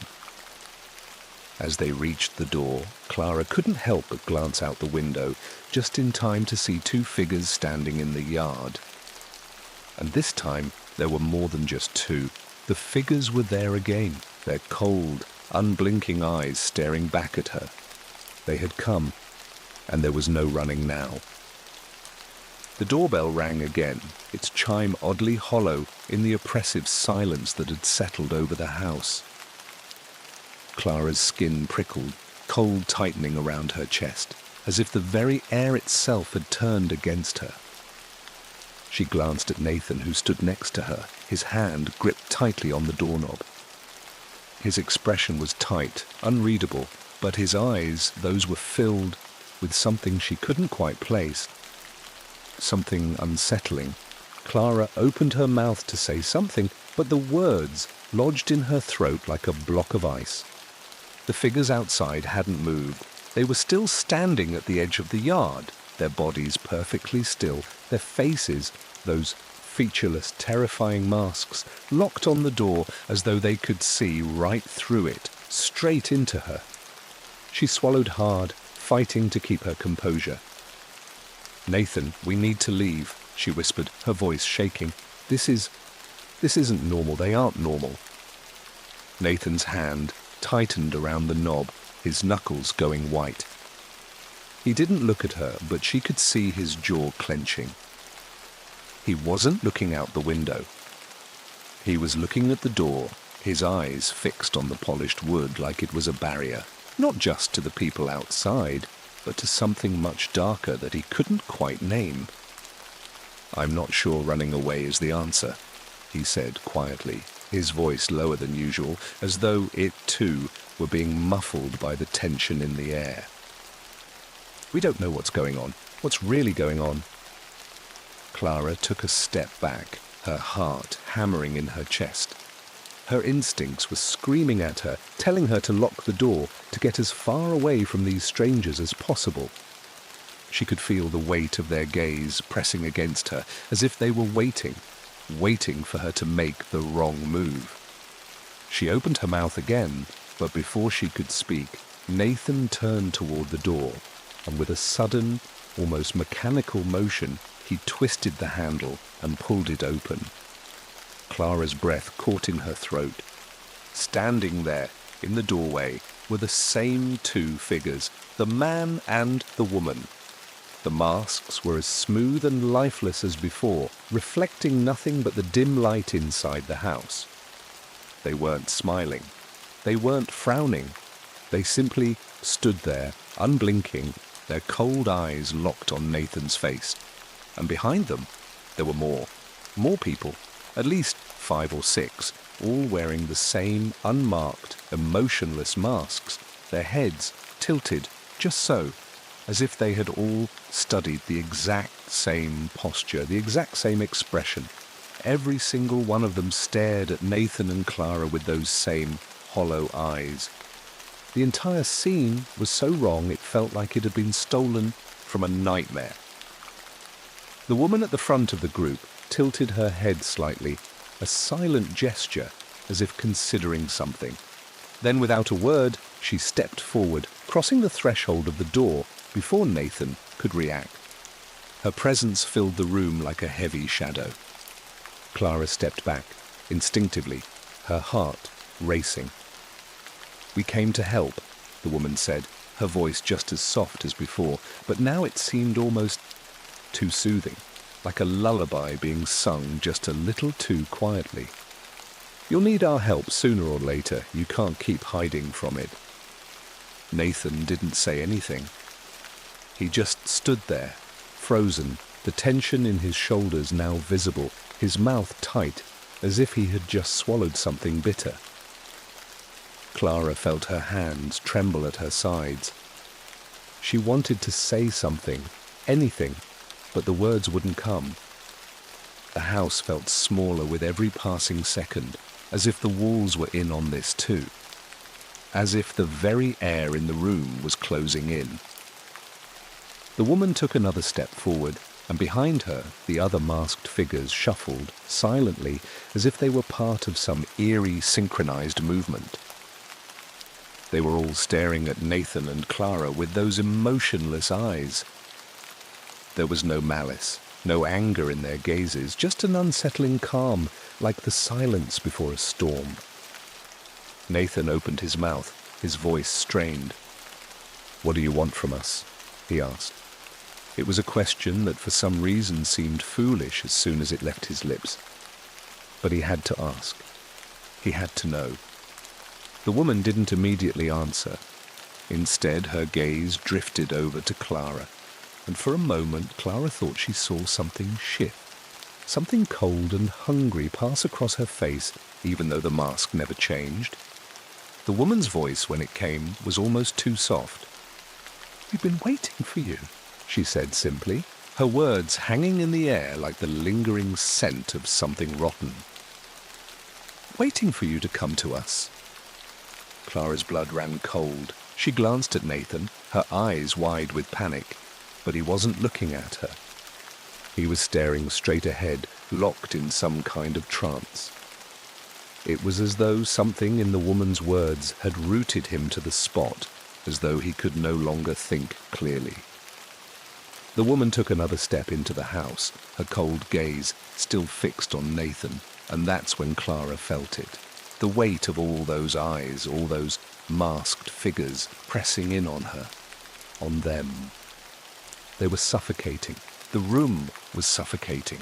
The air had thickened, the shadows deeper. The house seemed to breathe with the silence. The sound of her own heartbeat was deafening. Waiting for us? Clara's voice came out as a whisper, barely audible, but the words seemed to slice through the silence like a knife. She felt a strange, cold sense of dread pooling in her stomach.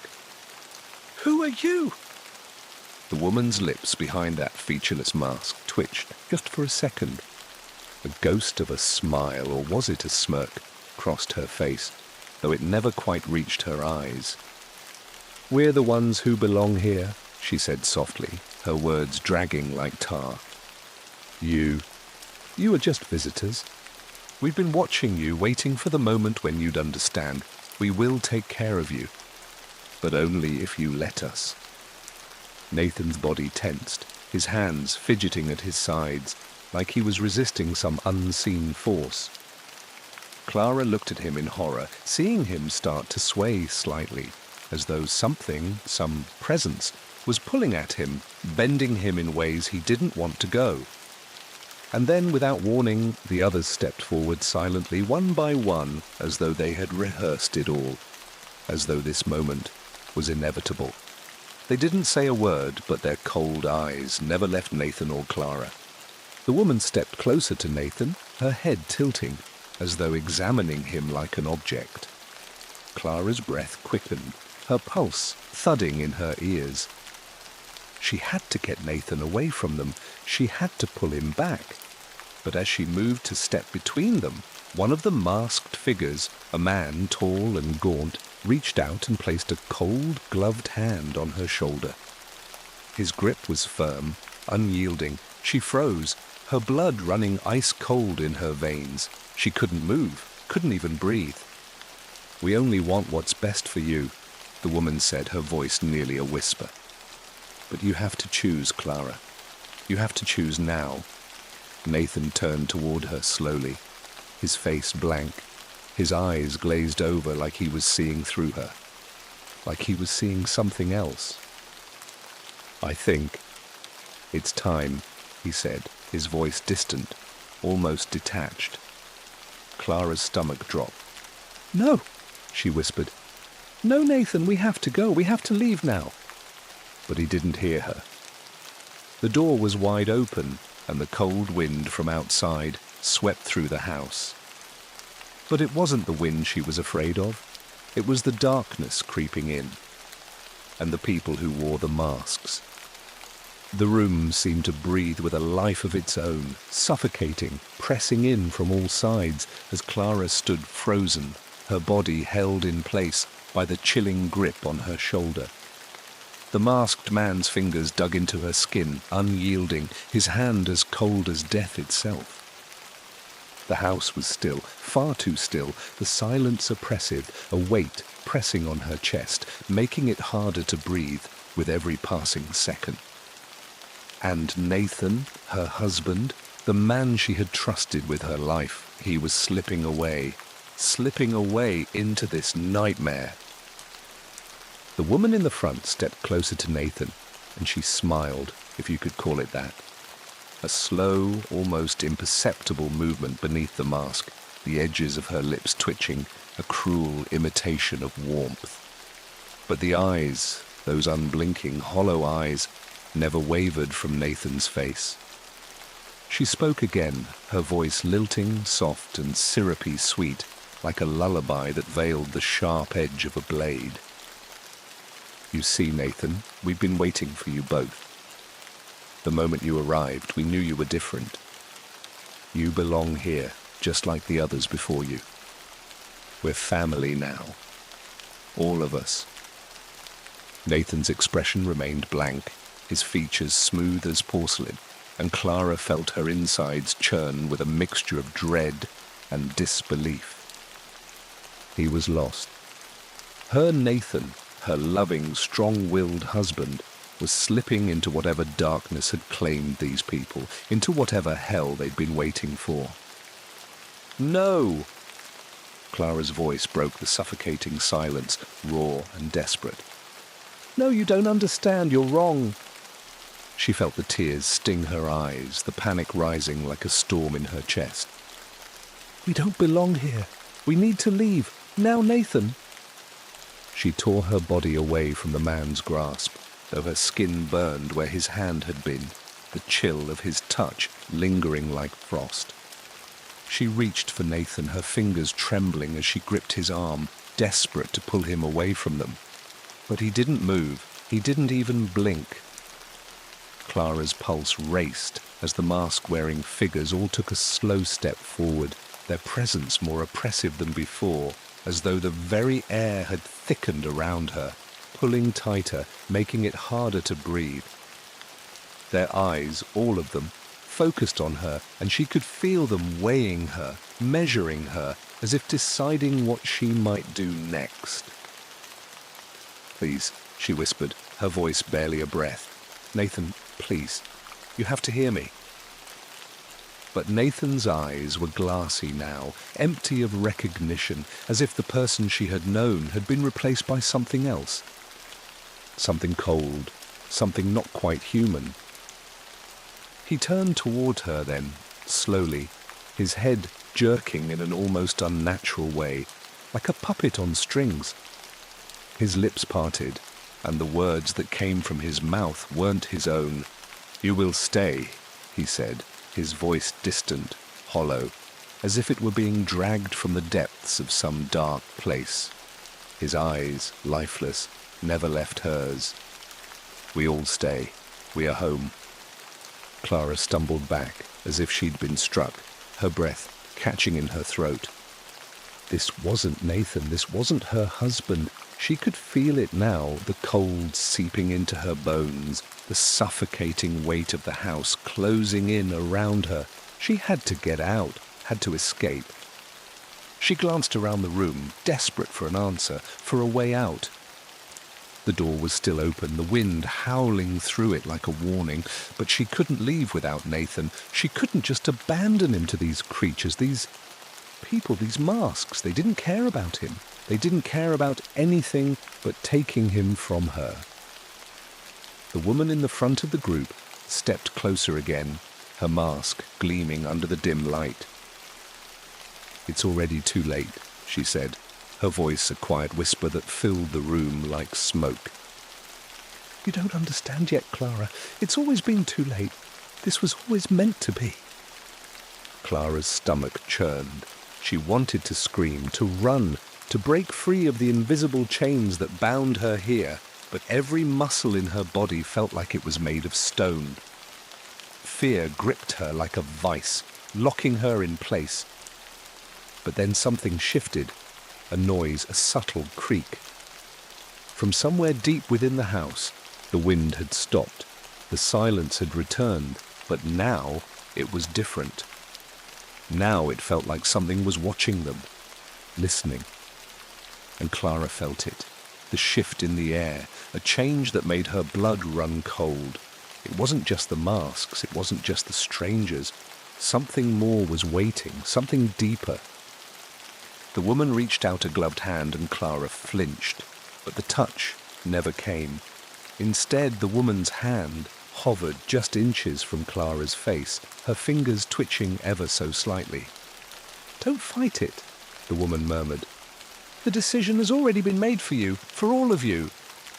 Clara's vision blurred, her mind swirling in a haze of panic and confusion. She wanted to scream, to fight, to do something, but the words wouldn't come. Instead, the only thing that came to her mind was the house. This house.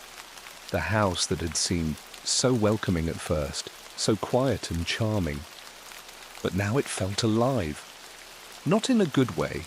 It felt like a trap, a web closing around them, drawing them in deeper. She turned back to Nathan, her chest tight with fear. His eyes were still glassy, empty. She could see the flicker of something just beneath the surface, something fighting to get out, to break free from the mask. She had to make a choice. She had to do something before it was too late. "Let him go," Clara said, her voice shaking with the weight of the words. She didn't know where the courage came from, but she knew it was her last chance. "Let him go and I'll stay. I'll stay if you let him go." The woman's head tilted slightly, considering her words. Her lips parted in that strange, fake smile again. "You don't understand, Clara. You don't get to make the choice. He already has." And just like that, Nathan's body jerked, his head snapping toward her with a sharpness that was almost inhuman. His mouth moved, and though his eyes were empty, there was something in the way he spoke, something like a command. "Go with them," he said, the words slow and deliberate. "It's your turn now."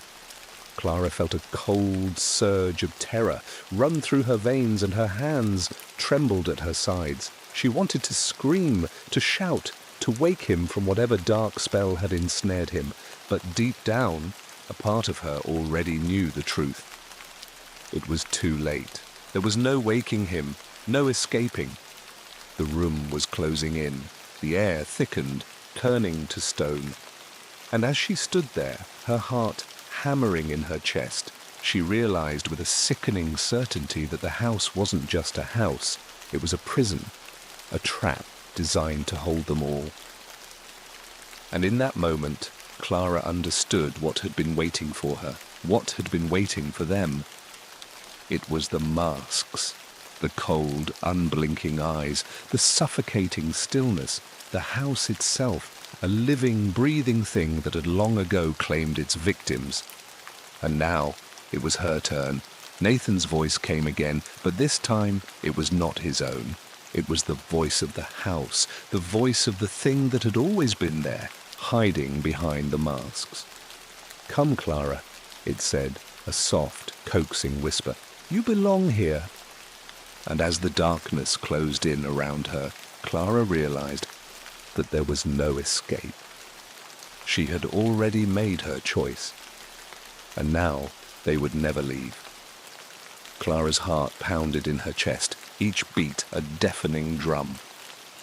The walls seemed to pulse, the house breathing in rhythm with her, a living thing that had no interest in her survival.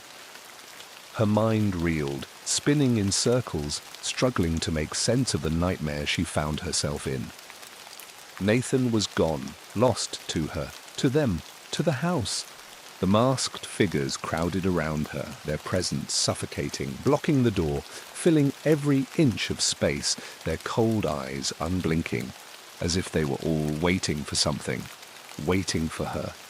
They were waiting for her to do what? To choose? To give in?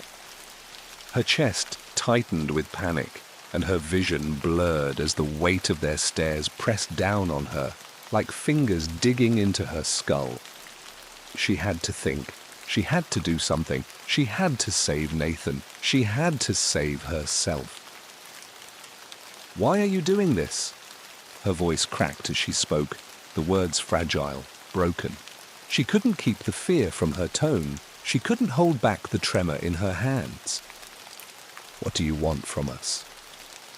The woman, the leader, the one with the pale mask, the one who had spoken in that soothing, almost hypnotic voice, tilted her head slightly as if considering her. The smile that flickered beneath the mask was all wrong. It wasn't warm, it wasn't reassuring, it was cold, calculating and empty. "You don't understand, Clara," the woman said softly, her voice like velvet, so smooth it made Clara's skin crawl. "You were never meant to understand. It's always been this way. It's the way it's always been. You can't fight it. You can't escape it. You belong here now." Clara's heart skipped a beat. Her legs trembled, but she didn't move. She was trapped. There was no way out. She glanced toward the door, toward the outside world. but the faces of the masked figures filled her field of vision. There was no escape. Not through the door, not through the window. This house was her cage. It had always been her cage. "Let him go," Clara demanded, the words ragged as she fought to find the strength to speak. "You have to let him go. He's not one of you. He's not like you." But Nathan was not standing beside her anymore. The person who had once been her husband, her partner, was gone. What stood before her now was something hollow, something devoid of the man she had known. The mask wearers were right. He was part of them now. He had already made his choice. And she? She hadn't yet. She was still standing, still fighting, still resisting. But for how long? The woman's mask seemed to shimmer in the dim light. She smiled again, and for the first time, Clara thought she saw something in the mask's reflection, something twisted and ancient. The smile grew wider, not in joy, but in satisfaction, like a predator that had cornered its prey. "He's already gone, Clara," the woman said. Her voice was a whisper now, but it felt like a roar in the silence. "He chose to stay, and so will you. It's always the same, you see. You choose, too. You can join him, you can belong. We all do in the end." A horrible realization slammed into Clara's chest, and her breath caught in her throat. Nathan had chosen. He had chosen this. He had chosen them. The people in the masks, the house, the coldness. And now it was her turn. Her turn to decide. But could she choose? Could she make a decision when everything inside her screamed for escape, for freedom? And yet, what freedom could she have? Not here, not now. Not with the house pulling her in, its walls breathing like a living thing, its whispers curling around her mind, promising warmth, safety, belonging. The house was never going to let her go. She could feel the walls tightening, the figures closing in. "You will never leave," the woman murmured. "You belong to us now." Clara's body shook as the words hit her like a thunderclap. Belong. It was the word that had followed her, taunting her, pulling at her, since she first stepped into this house. It had always been waiting for her, waiting to claim her. "You're wrong," Clara whispered, the words barely escaping her lips, so quiet, so small, so fragile. "I won't be like you, I won't—" But before she could finish, Nathan moved. His body jerked in that unnatural, puppet-like motion, and his gaze fixed on her again, those empty eyes glazed and hollow. "Clara." His voice was low, but the words sounded hollow, distant, like an echo. It was as if he was speaking from the farthest reaches of his mind, and not from his own lips at all. "You belong here. You can't fight it. You can't leave. We all belong." His head tilted to one side, and Clara felt the weight of his gaze pressing against her chest. The house seemed to hum around her, the walls whispering, beckoning, calling her to join them, to join him, to accept this as her fate. But Clara's mind was still there, still fighting. She could feel something deep inside her, something that wasn't yet broken, something that wasn't ready to give up. "No," she said again, louder this time, her voice trembling but strong. "I'm not you. I'm not like any of you. I will not choose this." For a moment, there was silence. The air grew still, the kind of stillness that pressed on her ears, that smothered the sound of her thoughts. The masked figures stood unmoving, the woman's head slightly cocked to the side. Clara felt the weight of their stares bearing down on her, suffocating, tightening around her throat. And then the woman spoke again, her voice a soft whisper, but full of terrible finality. "You don't have to choose, Clara. You've already made your decision. The moment you stepped through that door, you chose to stay, and now we are waiting." Clara's blood turned to ice. There was no escape, no hope. The room seemed to shrink, the walls drawing closer and closer, and Clara's heart was the only sound left, thumping painfully in her chest. She looked toward the doorway again, but the faces of the masked figures filled her vision. There was no way out. Not anymore. The house was waiting, and so were they. All of them. The mask wearers, the shadows, the coldness. It had all led to this moment.